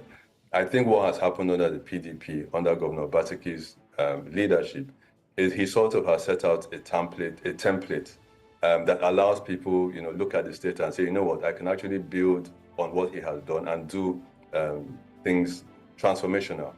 And that's why Barrister Ighodalo is in the race. We call him a transformational leader because even though Obaseki was, the pilot or captain of an economy that was accelerated, we feel there might be certain areas where there were certain disconnects between what the people wanted and what he felt the state needed to do. And so he has laid a very, very robust foundation of growth. But what we are trying to do now is come out and let people understand that we have not just a commitment to growth, but a commitment to inclusive and transformative growth. So I think that's why you have so many people coming into the race. And it's exciting. I think as an Edo citizen, when you look across the field, obviously, I'm wearing the hat. I believe my candidate is the most competent and the most compassionate. But if you look across Labour Party, you have aspirants like Sergis Ogun and Olumide Akpata. Even, God forbid, you look across APC, you have a Clem Agba. I think Edo State, if democracy is allowed to truly play it, truly function, if we don't see the ridiculousness we saw in the general elections in February and the votes of the people count, I'm optimistic that we'll end up with a governor that truly will serve the interests of the greater Edo people. And I'm hopeful that it's Dr. Asue Ighodalo. All right. If, excuse me, your candidate emerges the winner of the 2024 gubernatorial elections, talk to us about what he will come to meet in office. And I ask this because what we see a number of times, even at the federal level, is that they come and they complain about what they've met. For example, we've already started hearing a number of complaints about how even the roads leading to the over 182 wards would be a challenge. Getting election materials, we're counting down to elections in September 2024, but even getting election materials across to these wards would be a challenge. And people are already complaining about how towards the past couple of months, governorship has, or governance has taken backseat because of the challenges or the fights between the governor and his deputy. So what would you say is the current situation of Edo State in terms of infrastructure development, and what will your candidates be coming to meet should he win? So I hope my governor will forgive me for my honesty. I think, okay, so let me try and explain this. So what has happened is that federal government roads have failed in Edo State. And what then happened? So, we're building a 4-star hotel in Ekpoma. And what we noticed is you now see trailers and heavy duty vehicles avoiding the federal government roads and then entering state government, trying to drive through town. And you've degraded the federal government roads, and then you degrade inner city roads that aren't built or engineered to carry that type of weight from those heavy vehicles. And so you see, despite the fact that he has done some work with infrastructure, I think maybe politically, his decision and the federal government's, petty decision to abandon federal government roads and the Obasanjo's decision to not use limited state resources repairing what ultimately is the federal government's responsibility has sort of seeded this impression that he didn't do anything on infrastructure, and therefore his government has failed. But, you know, I'm a pollster. We polled for the presidential elections, and the pain points of the average Edo citizen isn't just roads, it's security, it's jobs, it's unemployment, it's healthcare, it's education. And if you look at those other sectors, for instance, I know Edo State has the lowest out-of-school children in Nigeria. I know we have one of the lowest infant and neonatal and maternal mortality rates in Nigeria. I know we have the best educational program in Edo Best. I know we have the best, most modernized civil service in Edo State. And so when you talk about what is hopefully my aspirant and my candidate and the future governor, Dr. Asue, that they're going to inherit, yes, there are deficits, there are severe infrastructural deficits. I'm from Uromi in Edo Central. We have an acute water scarcity problem, but there are also things that we can build on. So even in Edo Central, we have the Uboha water works that Governor Basiki has started. Reticulation has gotten to parts of Uromi, but hasn't extended across the whole state. I think it's a basic fundamental human right, and it's something we are committed to doing if we get into office. And so there are good things, but there's also some work to be done. I'm not going to say that Obaseki scored 100%, but I think he did well enough within the area that he felt were priority areas for him. He has laid, like I said, I referenced accelerated economic growth. What we're trying to do now is to build on that and actually link it with the people and their pockets. So I mean, so you agree that he could have done a lot better, you know? I mean, everybody many aspects. Everybody could. Obama could have done better. Clinton could have done better. I see my sisters. But he did his best, and we'll continue from there. We won't be distracted by finger pointing or anything. I think he did his best. I mean, we could agree on that, you know, that was his best, you know, because, but the challenge is that it's an 8-year period, you know. If this is all we could achieve in 8 years, it's not.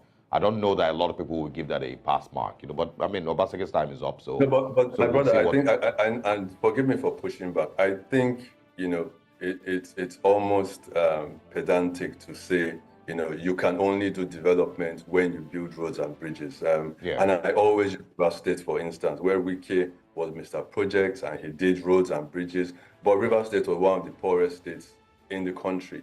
And so if you fail to link economic growth with the people and your infrastructure, then there's a problem. You know, I agree. Yeah. So I want you to speak a little bit more about the opposition. Philip Shaibu, I don't know if we have any confirmation on what party he eventually will be running under, if it might be the PDP or not. And of course, you know, the Labour Party factor in Edo State. It seemed to be very, very, very big during the presidential elections. I don't know if it still has that fire today.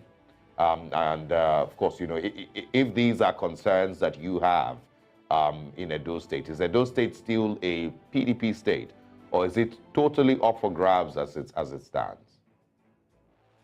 So the PDP is a family. So when you talk about our opposition and you reference Philip Shaibu and not the people in opposition camps, it's a little bit amusing. We were together with Philip Shaibu when our leader, Chief Dan Obi, hosted everybody to this annual Christmas event he holds in his village in Edo North. And all the PDP aspirants were there.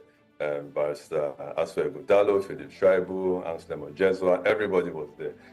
We truly are a family. We might compete because only one person ultimately is going to become governor, so we might compete amongst ourselves, but there really isn't any bad blood or animosity definitely between our camp and Comrade Philip Shaibu. When you talk about opposition outside our party now, for instance, in the APC, I would struggle to understand why any Nigerian or any Edo citizen will look at the poverty that the APC has and suffering they've imparted on us, on the lives of every single Nigerian, even yourselves in the studio. We're hearing rumors that there's going to be another increase in price fuel. There's another cash scarcity. There's still rising insecurity. We saw what happened in Platreau recently. Why would anybody, under any reason, vote for the APC? It's ridiculous. And so I would rather focus on the Labour Party. I think a lot of people mistake the obedient movement for the Labour Party. And so the tsunami we saw in February was down to, the candidature of Peter Obi and the people supporting him. We have had 3 out-of-cycle elections where the Labour Party barely made a blimp. We don't want to dismiss them, because I think the obedient movement was one of the strongest in Edo State. And we are actually actively courting them because we believe our values and theirs sort of align. And so we're not dismissing them. But I don't think at this point in time we are too worried about general election. We're focused on crossing this first finish line of our primaries. And those are the engagements we're having. If you recall, we have a very strict INEC timetable, so campaigns haven't really started. So all of this is me not actually speaking to Edo people. We will, but I'm speaking to fellow PDP members, fellow PDP leaders, that they need to understand that if we don't come together and unite, if we don't mend these fences and put aside egos and past hurts and grievances, we will not win the election. Will you be willing to support anybody who emerges from the PDP? If it's not Aswa Ighodalo eventually, will the PDP still unite and support whoever it is that emerges, including yourself? Of course, I always tell the story of, if you recall, I ran for the House of Reps candidacy in 2022, and I wasn't too happy with the way things played out. I didn't get the ticket. But the first thing I did was, when Louis Osobase was declared the winner of the primaries we held, I went to the cameras, there were TV stations there, I held up his hand and I pointed to him as the winner. I was the only person that actually signed the result sheet. I don't think Louis signed. He was too excited celebrating with his supporters. And so this idea that, if you don't get it, you must destroy, pull down the house, isn't something that, I support or approve of. It isn't, it isn't our culture in the PDP in Edo State, at least. Whoever emerges is a PDP candidate and we will support them fully. What I truly believe that, we are making the superior argument. I truly believe that we are the ones putting in the hard work. I truly believe that we are the only ones committed to uniting this party so that we can be successful in September. And so I believe we'll win, but regardless of that, whoever emerges will absolutely get my support. How exactly can we ensure that when we get a new administration in Edo State, we don't see the kind of disagreements that we saw with the current administration, especially towards the end? And to be honest, it's not particular to Edo State. We've seen it happening in a number of states where the president and the governor and the deputy governor are not really able to find a good working relationship. So are there fears and concerns that might be an issue in the next administration? I would say yes. So that, if God forbid it happens, I'll be on record of having said it. I think, we can try and be idealistic of what we would want to have.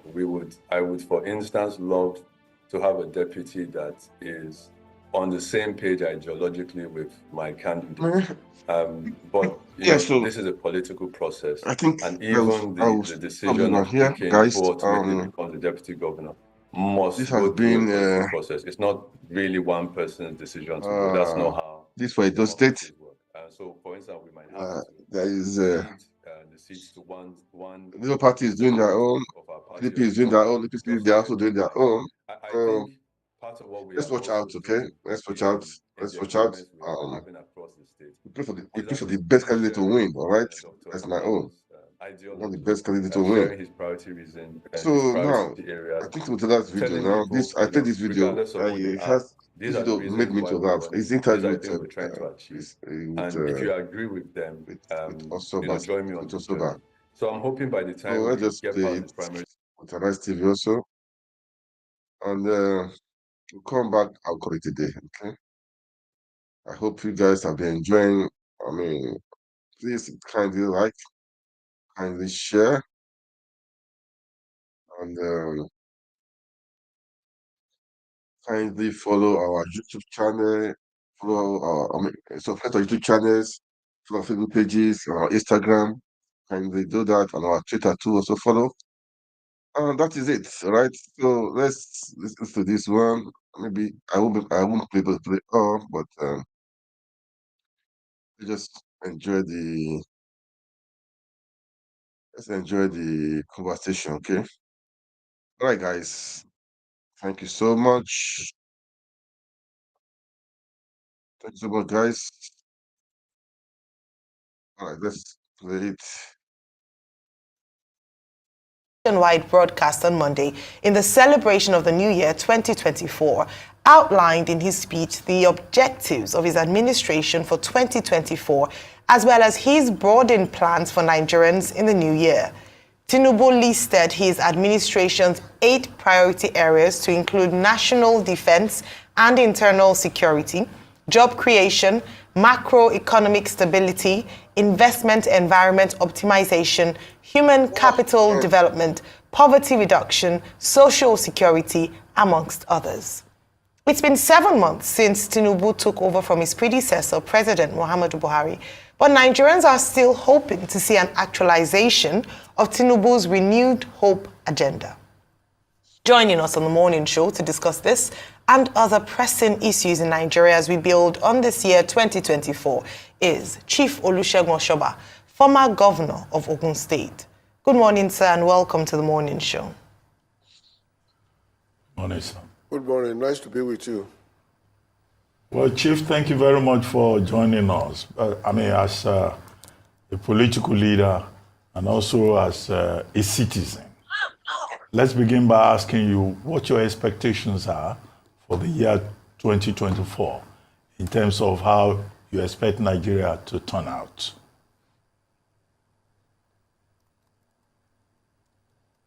I have a reasonable confidence that the year 2023 is going to be like perhaps the worst of the years that we have ever had. Starting from that, I strongly believe that year 2024 will be the beginning of the year of the president's renewed hope, particularly when he now has the budget passed and he can now start implementing his vision from the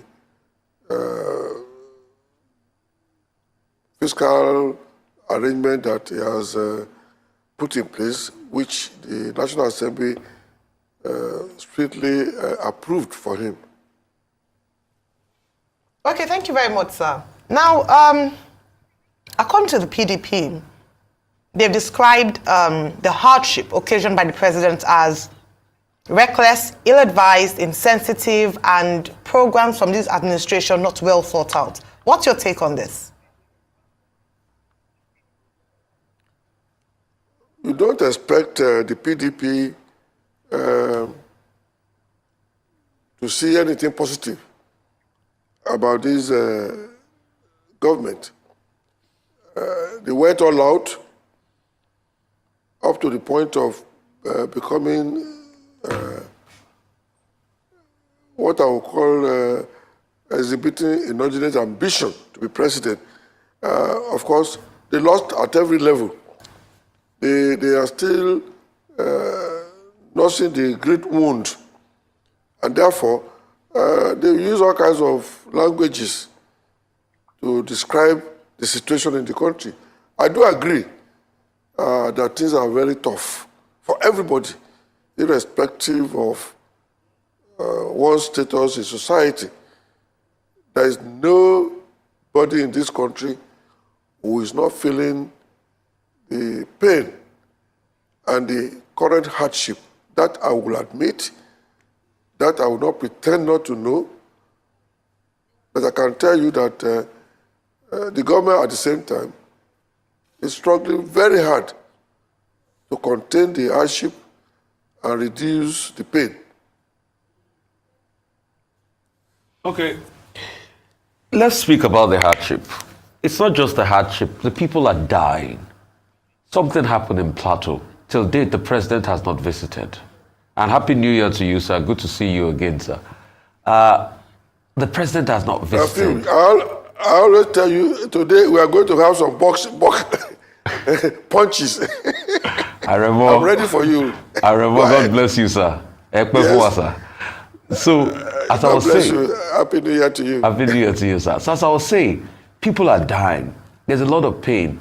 The removal of subsidy increased the pain. No money in the pockets of people. And like Dr. Abati has been quoting an economist saying that 2024 will be one of the worst years economically for Nigeria. The National Assembly accepted extra 1.2 trillion in the budget, which a lot of Nigerians are complaining about. What would you like to say to President Tinubu, your very good friend, to do as regards all of this? Of course, the National Assembly, they have exercised their duty, including the increase in the budget. But increasing the budget is one thing. Implementing the budget is another thing. The president will set his own priority. It does not follow that the president will take all the increases and just go haywire. They've done their own. It is now left for the president to now prioritize his own agenda within what the National Assembly did. But as to the pain, I have direct access to him. In the last 10 days, I've had 2 audiences with him, and we have had very deep and serious discussion. And part of my own role as an elder statesman who is not looking for anything from government, I'm not asking for oil block, I'm not asking to be ambassador to any nation. I am contented at 84. How much can I eat and how much are my needs? So we are there to give him counter information, to advise him, and we do that. And I can assure you, he's a listening person. I had a quality time with him on Christmas Day. Even my grandson engaged him in discussion, and the young boy was very honest with him and told him some of the feeling that is going on. So I can assure you, you talk about Platreau, it's most unfortunate. I must tell you that there's no Nigerian who will not cry for what happened in Platreau. The unnecessary killing, and we need to have a really well-organized, broad-based policy to contain this intercommunal conflict that is bedeviling us all over the country. I assure you, he is very much on top of it. The issue of token appearance, it is not just token. He must be ready when he's going to go there to be able to tell them some of the major steps and action that he is going to take to contain this situation that has been going on, particularly in the Middle Belt. For many years in Benue, there was a series of killings in the past many years, and this intercommunal over so many issues, religion, land, is one of the major problems that President Bola Tinubu inherited. Well, sir, you in response to Ayo's question earlier on, you said the opposition, PDP, Labour Party, what do you expect them to say? Is it that you think that the opposition party is made up of just noisemakers who should be disregarded? When we have seen very clearly that the opposition parties are likely to play a more frontline role in the course of the year and in the immediate future, in preparation for the next round of general elections. We've seen Peter Obi of the Labour Party issuing statements on virtually every issue, expressing his opinions, visiting spots where there are issues across the country and making his own contribution. The same with Atiku Abubakar of the People's Democratic Party. Is it the mindset of APC leaders that these opposition leaders are just noisemakers who should be ignored? What would they say anyway?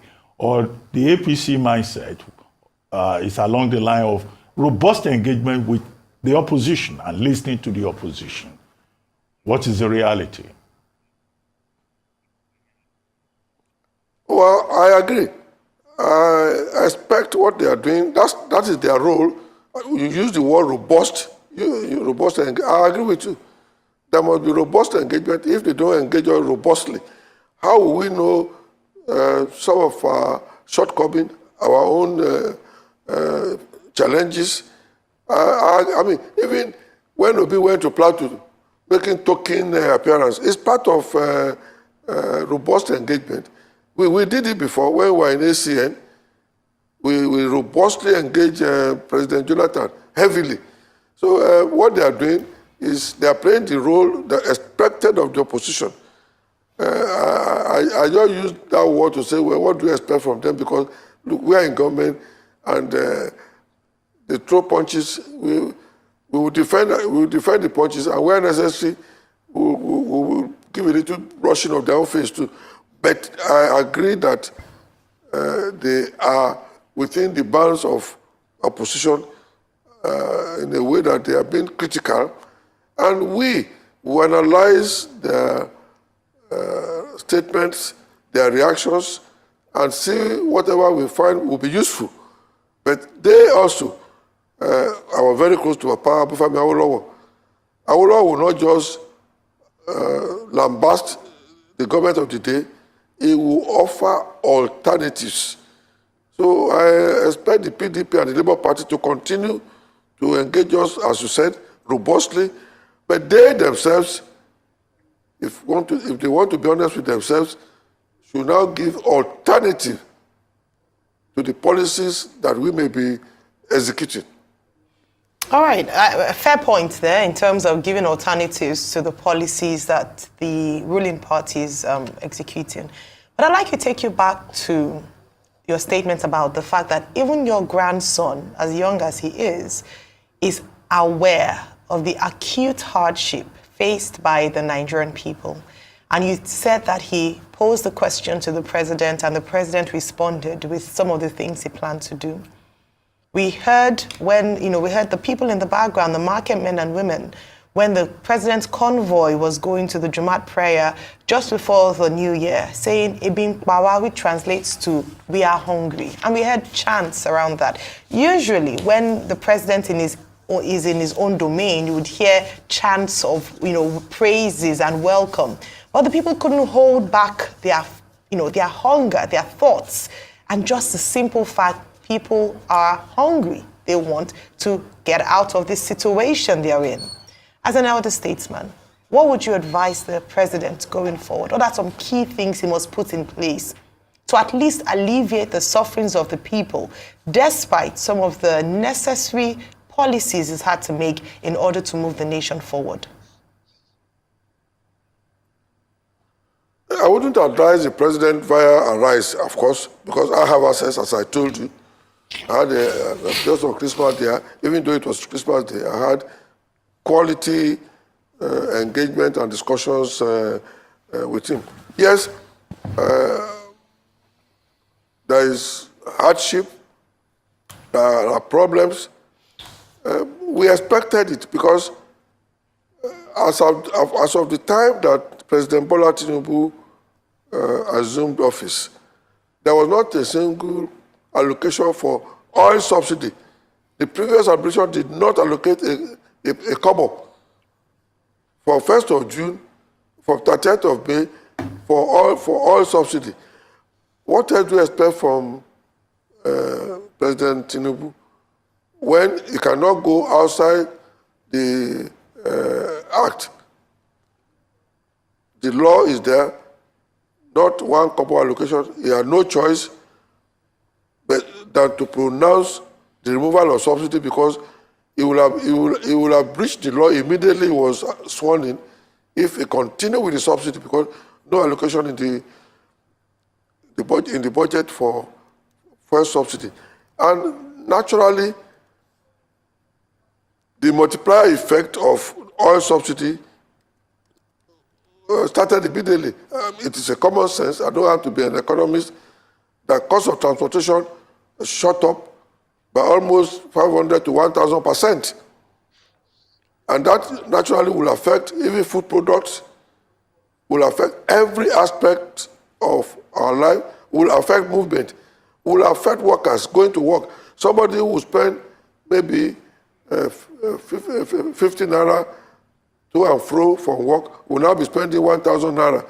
That affects the pocket of the individual. This I know very well. And I'm aware that the removal of subsidy has affected every aspect of our lives. And there's no segmentation.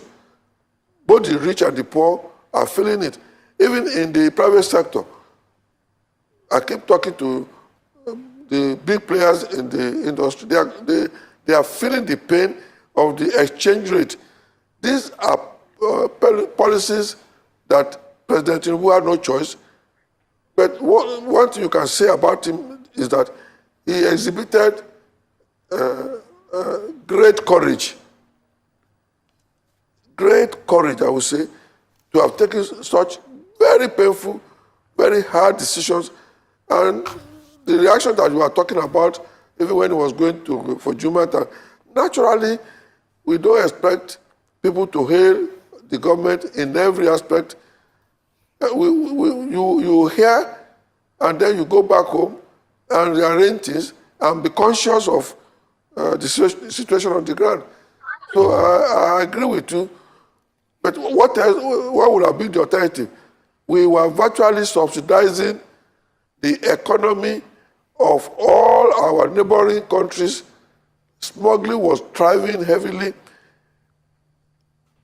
The past administration was borrowing heavily to pay salaries. They didn't have even room for 1 kobo for capital development. Must we continue in that way? Okay. That we are borrowing money. Okay, sir. To run recurrent expenditure. Okay, sir. But a lot of people argue with you that this idea to tout Tinubu as a hero, President Tinubu as a hero for removing subsidy, it's not working because we are still paying subsidies. Even some have argued, probably at a lesser amount, but there's still subsidy on petrol. When you look at it, and that smuggling you're still talking about still goes on. Our neighboring countries are still tapping from our oil because we still have one of the cheapest oil compared to some other countries. Secondly, you talked about borrowing, sir. We are still borrowing heavily. Between the 6 months threshold or 7 months that he's been there, he spent 7.9 trillion. 7.3 trillion that he's now going to, the National Assembly to help him securitize for ways and means. That's money printed. So we are still borrowing heavily. And in fact, he just put another loan request of over 7 billion, another 100 million euros. So all the things we so-called claim that he has done, they have not worked. That's the argument a lot of people put, that he didn't think through before removing subsidy. And my last question would be, if you are to rate President Tinubu's administration in 7 months, what score would you give it over 10? I won't come out into public and start rating. You see, you rate based on facts and figures. What you have raised, for example, the issue of still borrowing. When the treasury is empty, when the previous administration was borrowing to pay salary, and you got in, the whole place is empty. What else can you do other than, in the meantime, starting for now, you have to borrow to fill the gap? That does not mean that the culture of borrowing will go on forever and ever. It's only 7 months in office now. So that's my first reaction. You met an empty treasury. There was nowhere to turn to other than to still engage in a little bit of borrowing. But after the first year in office, the whole thing will be reviewed and we'll see our way through. So talking of still borrowing, when your pocket is empty, you have to go to your bank to show you up for some time. It depends on how you now manage that situation. And then when you said there was no subsidy, how come, if there was no subsidy, as many people claim, how come that at the time that petroleum was selling, at the rate it was selling, in other neighboring countries, the prices were different? How come that if the subsidy has no effect, Why were people demonstrating in Cameroon if they are not feeling the pinch of cheap oil coming from Nigeria? In the Lara is half of Benin. So how come that people in our neighboring country were demonstrating and shouting if there was no subsidy, if they are not feeling the effect of subsidy, which we were subsidizing them? Even if you say there is no subsidy, at least we were subsidizing our neighbors. But we are still paying the subsidy today. That's the challenge. If you look at it, international crude oil price, once they increased, Nigeria's own petrol price has remained constant. So the question is, we say we remove subsidy, but we are still paying the subsidy today. And you are comparing this administration with Buhari administration, which we know was another wasteful one. But the truth is, in about 6-7 months, we have gotten about 7.3 trillion in ways and means. Buhari's 8 years, what we were talking about was about 22-23 trillion in ways and means. In 7 months of Tinubu's administration, over 7 trillion compared to 22 trillion in 8 years. That's abysmal. So people are saying that the borrowing in this administration is unbelievable. I have explained to you that we are lucky. By 1st of June, the whole system had been set up to totally collapse. That's what I'm telling you. If we didn't go the way the government had to go, okay, take for example, let me give you one thing I discussed with him on Christmas Day. I can reveal that. In the issue of foreign exchange, do you know that we Nigerians are also not helping? The amount of money out of the system. Me, as a grassroots person, as a journalist, and you know my area is investigative journalism, even ordinary drivers, ordinary vulcanizer, they are changing their little naira to 50 naira, they'll keep the $20 at home, $50 at home. You see, the confidence that everybody lost before Tinubu came in spilled over into his administration. I've had to tell him, I said, look, Mr. President, can you do something? The amount of money out of the system is enormous. What can you do to encourage people? I even told him, go as far as saying, well, look, ICPC, EFCC, stop querying source of fund. Let them bring all this money that they are high. Even the scarcity of naira. I told him, I said, some people are keeping, even the new naira note that was supposed to be in circulation, some people are keeping it and they are selling it at event center, party centers. We Nigerians ourselves need to change our culture. I can tell you, he is in pain. And when we talk to him, I can see the pain in him. So you see, as I said, it's only 7 months. Let's try a little bit more. Maybe by the time it's a year or so, like Wole Soyinka said, we will do a massive review of the whole thing. Well, Chief, let's talk about the subnationals. You've been governor twice. In the report submitted... This what? Sir? In the report submitted by the... You said, let's talk about what? The state governments, because we've been focusing on Tinubu and the federal government. Yeah. Now, the National Bureau of Statistics, in its Q3 third quarter report on capital importation, the flow of foreign direct investment into Nigeria, reported that 27 states of the Federation recorded 0 FDI. In 2022, it was 28 states. This year, MBS tells us, okay, Abia has been able to move out of that bracket because it has attracted investment. Why is it that our state governments are not centers of productivity? They just go to Abuja every month to go and collect their share of a federation account. As a former governor, what do you think we can do to make these state governments, these states productive? Considering the fact that Nigeria is blessed with resources everywhere, is it this attraction of federal allocation that is making many of our states unproductive? I agree with you. As a former governor, I'm amazed about the size of government in the states. I'm amazed at the cost of governance in the state. I am amazed about the so-called importation of technocrats into the system. When I was governor in Ogun State, I did not go into government with a single messenger. I did not have a chief of staff. I used all the permanent secretaries as equivalent of chief of staff, permanent secretary, government house, permanent secretary, governor's office, permanent secretary, political. In fact, my rural identification, which is massive in every part of, was handled by Wale Bajomo, a permanent secretary.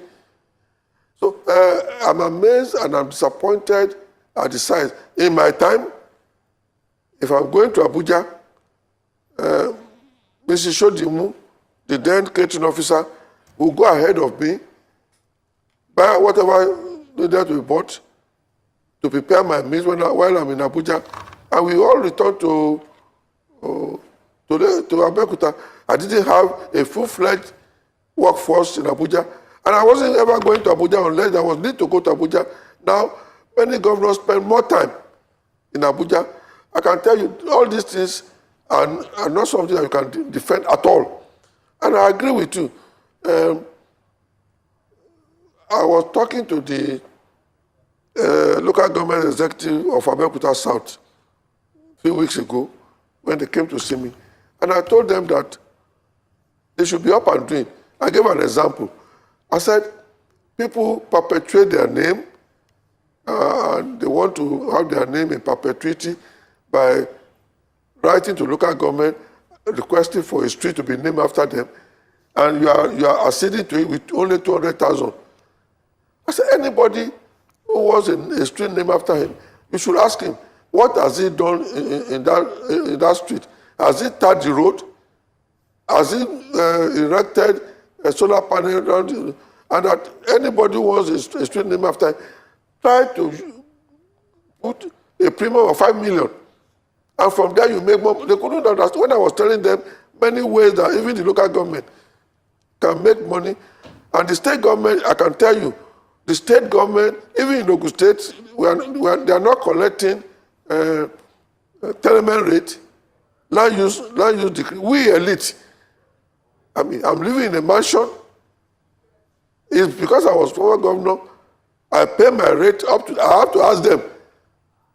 They don't even send me notices. But I mean, Governor Dakpabiadu is now trying to now computerize the system, where you have all the land, and then this is the way to make money.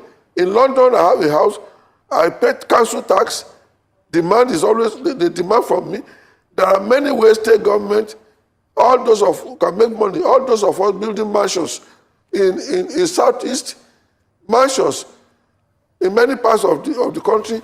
We should be made to pay tenement rate, ground rent, and everything. So I can tell you the state government need to be up and doing in a way that even we, the elites, who are just changing government, are dealt with. All right, thank you very much, sir. I was just having a look at a review of your meeting with the president as the governors of the class of 99 in July last year, following the inauguration of President Bola Ahmed Tinubu. And some of the things former Governor Lucky Igbenedion said after the meeting was that you discussed unemployment, you discussed palliatives, you discussed electricity, and some of the things that the former governors, 1999, said we're looking forward to seeing during this administration. I'd like to talk about unemployment because that's another key area for this particular administration. We don't have the unemployment figures. Well, the figures released was using an adjusted rate and just looking at underemployment instead of unemployment in its whole. We've seen in the last year a rapid rate of what we call the Japa syndrome. And this is that many Nigerians, young ones, talented Nigerians, have gone abroad, migrated for better prospects at life.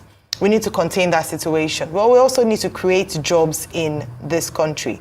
How would you rate this, the situation of things in terms of unemployment, and what should we do going forward to ensure that not only are we able to create employment for the teeming Nigerian population, especially the young people, but also to create an enabling business environment for businesses to thrive in Nigeria? Yes, I see that as a major challenge, because I am aware many graduates, after going through course of studies, are frustrated. A graduate has no job, roaming around the street, having to do menial job, having to be working in hotels. It's not the kind of thing that I wish to see. When I was young, in those days, as soon as people come out of University of Ibadan, a car and a portfolio is waiting for them. In my day, when I came out of Methodist High School, with only school start, many jobs are waiting for me. The situation is not like that at the moment. That is a serious challenge. But you see, unfortunately, it's coming at a time when the exchange regime, intervention, and everything has affected even the private sector. The industrialists sourcing for foreign exchange for imported products for their factories are not increasing workforce. So let's wait for the major intervention, like I said, and hopefully, he told me he was going to sign a document, or he told me on Christmas Day he was going to sign a document to encourage people not to continue to bury money in their houses, in their vault, under their bed. I think it's going to sign an executive order to encourage people to come out with funds. So all these things will take time. Even private sector are not at the moment even increasing their workforce. And I'm sorry to say, it hurts me when I see people that migrate out of the country to what you call jackpot to other countries. I pity them because I know most of them are regretting going to this other country, because in those countries you hardly have a room for one kobo saving, because in all these so-called countries, tax rate, value-added tax on every product, everything is taxed. And in America, they allow you to spend all your money in advance, credit card. By the end of the month, you spend all your salary to clear the backlog, and then you start all over again. Okay. It's when they get there, they realize that they've gone into an impossible situation and they can't come back. So I will appeal to the young ones, at least our system in Africa helps. There is local insurance of a kind. I know how many of my old age people I take care of.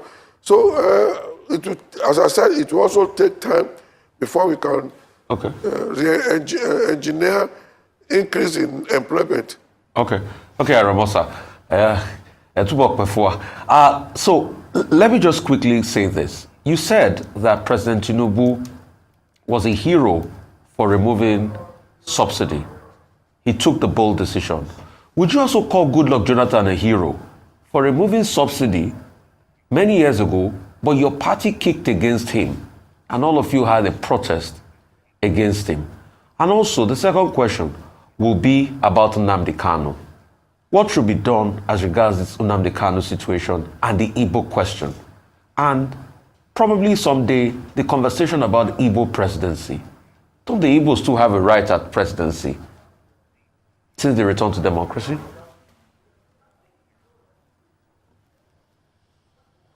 Well, I'll start with your last question. Of course, the Igbos have a right, like any Nigerian, and I support their right to or to the presidency.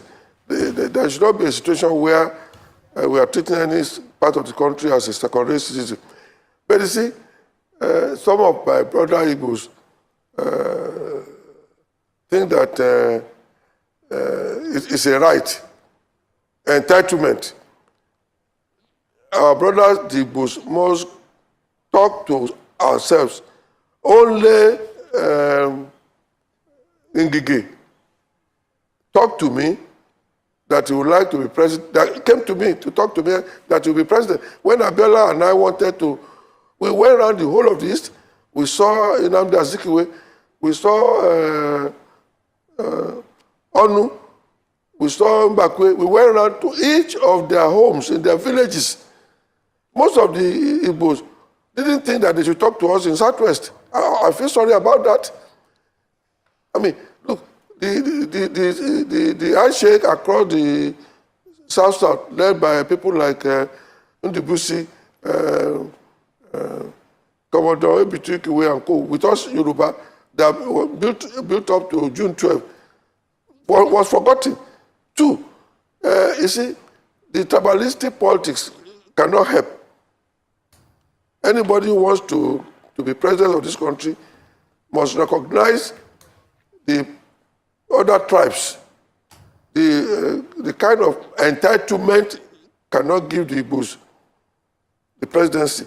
As for Nnamdi Kanu, I have not discussed it with the president, but I know that from what I have from other sources, he's asking the Attorney General, can he, as a president, interfere with court processes?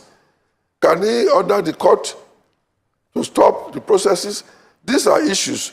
If we are negotiating something for Kanu, we have to look at the implication in terms of the legal processes and what are the power of the president to either interfere with the court or not.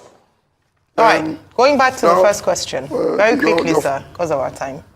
Yeah.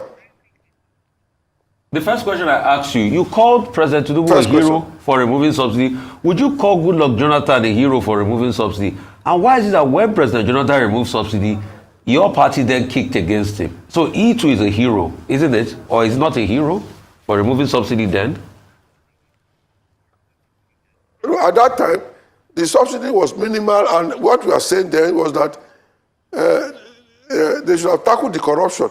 Now, the corruption now continued and became bigger and bigger, and round tripping. People bringing, I mean, after Jonathan, a lot of events happened. Round tripping, bringing in vessels, and round tripping the vessels, 4 or 5 times. So the corruption in the subsidy became higher. Before that was the situation between. I mean, of course, I respect Jonathan. He's a gentleman president. I respect him. All right, sir. Thank you very much for expressing your thoughts towards former President Goodluck Jonathan and, of course, your take on other issues in the economy under this administration of President Bola Ahmed Tinubu. We had the Aremo EGUN OSOBA, elder statesman and former governor of Ogun State.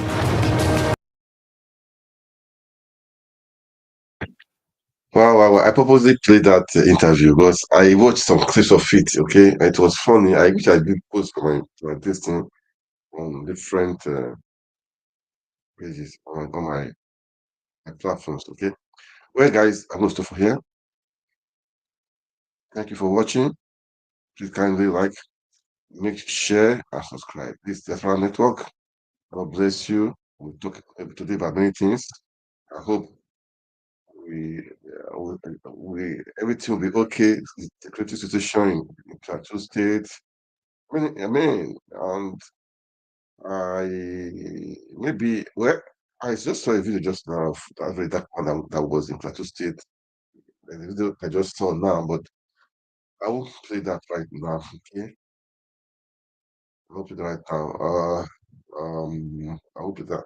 Let me see if I can just play that to say as good night.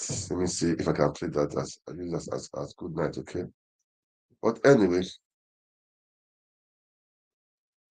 let me see. Just a moment, guys. Just a moment. Let me see if I can just do that. Well,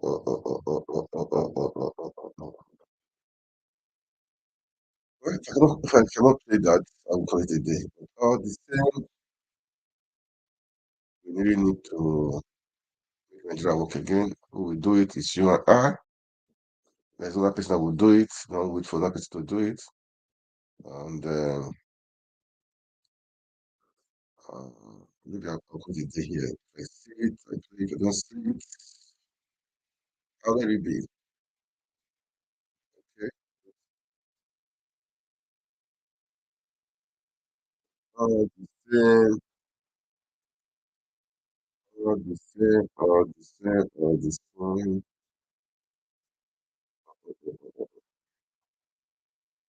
Just one moment, guys. Just one minute.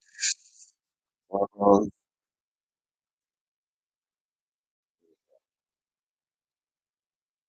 Say just no. Uh.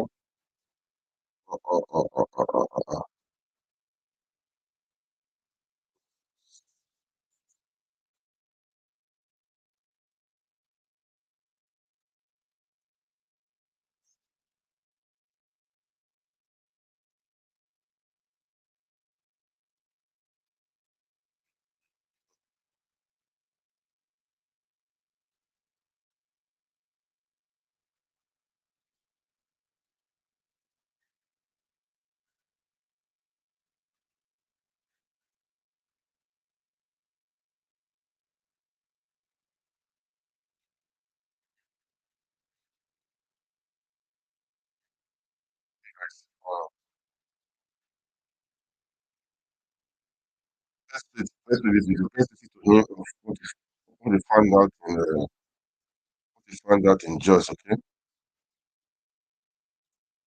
Let's listen to him. Because of their greed. It's crazy, to be very honest. Now, that raw material I picked on the ground is called tin, right? What is tin used for? Tin is used to package all this tin tomato. They put it in toothpaste. All these canned drinks that you take, you know, those canned drinks, they use tin to make them, yeah? Now, how much is it worth? Do you understand? Now, let's read how much it's worth, so that will be actually correct. Tin is expected to trade, for now, it is being traded at, let's see, for now it's being traded at 2023 forecast of tin is $25,700 per ton. $25,000, 700 per ton. For people that don't know the equivalence, let's just do it at 25 million per ton. Now, I went further to ask, what is the expected amount for later? Tin is expected to trade at 26. It has gone up now, 26,000.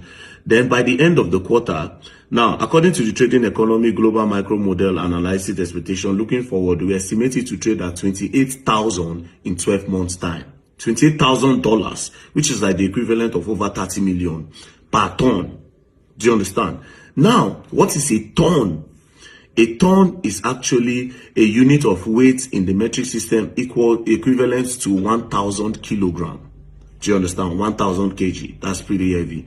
Now, how many ton can a tipper carry? How many ton can a tipper carry? A lightweight tipper, those are the normal tipper. A lightweight tipper truck, body truck, can carry up to 16 tons. Do you understand? 2,000 kg to 15,000 kg. Now, let's multiply the initial amount, 25,000. Let's not even use $25,000 per 15,000 that a truck can carry. If we are doing it, let's do it by 20,000. 20,000 times 15 will give you $300,000 for one truck alone. $300,000 based on my discovery now on Google. To give you $300,000 per movement. Imagine if they carry 10 of those trucks out of Jos in a day. Do you understand? That means they'll be making approximately 300. That means they'll be making approximately how much? They'll be making approximately they'll be making more than $2 million in a day. Do you understand? More than $2 million in a day. That's how much? That is like 2.4 billion in a day. 2.4 billion naira in a day. Do you understand? Now, which I believe that if the right authorities, if the authorities have sense, this is what they would have used to build the whole Jos. Minus that, other minerals are still there. Now, let me tell you what's funny. When they attacked those people, they burnt their houses, right? If it was a normal fight, therefore no burn their house. Do you know what burning of houses mean? It means we don't want to see you people here again. You people have to leave this environment, run for your lives. Do you understand? That's why they were burning houses. Why were they burning houses? Obviously, they discovered something there. Do you understand? Number two, this part, I didn't want to talk about it, yeah? When we were leaving the site, a place where they don't buy people, there were people rearing cows, over 200 cows in a yard. Do you understand? Over 200 cows in a yard. Went to the next location, we're literally seeing like different cattle headers up and down, plenty cows everywhere. Do you understand? Which is funny. They just buy people, and when I see the rare cow around, which was crazy. But I didn't want to talk about this part. But then again, I'm just saying what I saw. Do you understand? Now, if I remind you what Abacha said any insurgency that lasts more than 24 hours, the government has a hand in it. Now, this attack was 24th, 25th, and 26th. 3 days. When the thing happened the first day, I'm pretty sure those people, the people that survived, they went to go and tell the right authorities. The second day, they would have mounted guard. Nobody. The third day, they would have mounted guard. Nobody. Now, this thing happened in 28 communities. But the one I went, 2 communities. Do you understand? Berkin Ladi and Bokos. Now, that Berkin Ladi is a drive. It's like 35 minutes drive from Bokos. But guess what? If you are climbing the mountain down, it's less than 10 minutes if you are using your leg. So basically, these people were about 500 people, estimatedly, because the pastor that survived said he saw about 150 people, if not more, that came to attack Bokos. Do you understand? So, Berkin Ladi own, which is a bigger community than Bokos. Abi, the village is way bigger than the initial one we went to. Do you understand? That means if 150 are going here, they need about 500 or 300 to go here. And these people are staying in a plain land. Where did all these people come from that they could not see? Do you understand? So, if you ask me what happened, do you understand? If you ask me what happened, I will just tell you for free that, man, I don't go talk. You know how Nigeria be. You know how Nigeria be. I don't really just start to see some funny DM when I didn't really understand. Do you understand? But yes, this is what is happening. We too for take get money for Nigeria. Some people go just cool down. So at the end of the day, it has to do with illegal mining. It has to do with illegal mining. Now let me now give you a shocking revelation. The road that takes you from Abuja to Benue State is well done. There are some bushes in Nigeria that their roads are okay. Do you understand? Now, when I mean bushes, I'm not saying those people don't deserve those roads. But Lagos, Abuja to Lagos raises more revenue for Nigeria. Do you understand? Because that's a commercial city. Abuja to Port Harcourt and every other place. But there are some places in Nigeria that people don't use those roads. But those roads are well done. Do you understand? Why are you doing the roads in a place where people don't use, but you are neglecting the roads that people use? It is because those other places you will cast, and these other places in the northern parts, nobody goes there. You will not cast. You people know what you people are doing in all those places. And you made the road very good so that you people can carry whatever thing you are carrying and go to wherever place you are carrying it. I'm not calling name just in case they come for me, so that my lawyer will feedback me. I know they call names, so that they come for my lawyer because he no talk. It was just an analysis I they give. No, I'm not telling you beforehand. Anyone not near me. Else you're gonna learn, and you will learn for real. But I'll tell you for free that this country, greed of some top peoples are putting us in problems.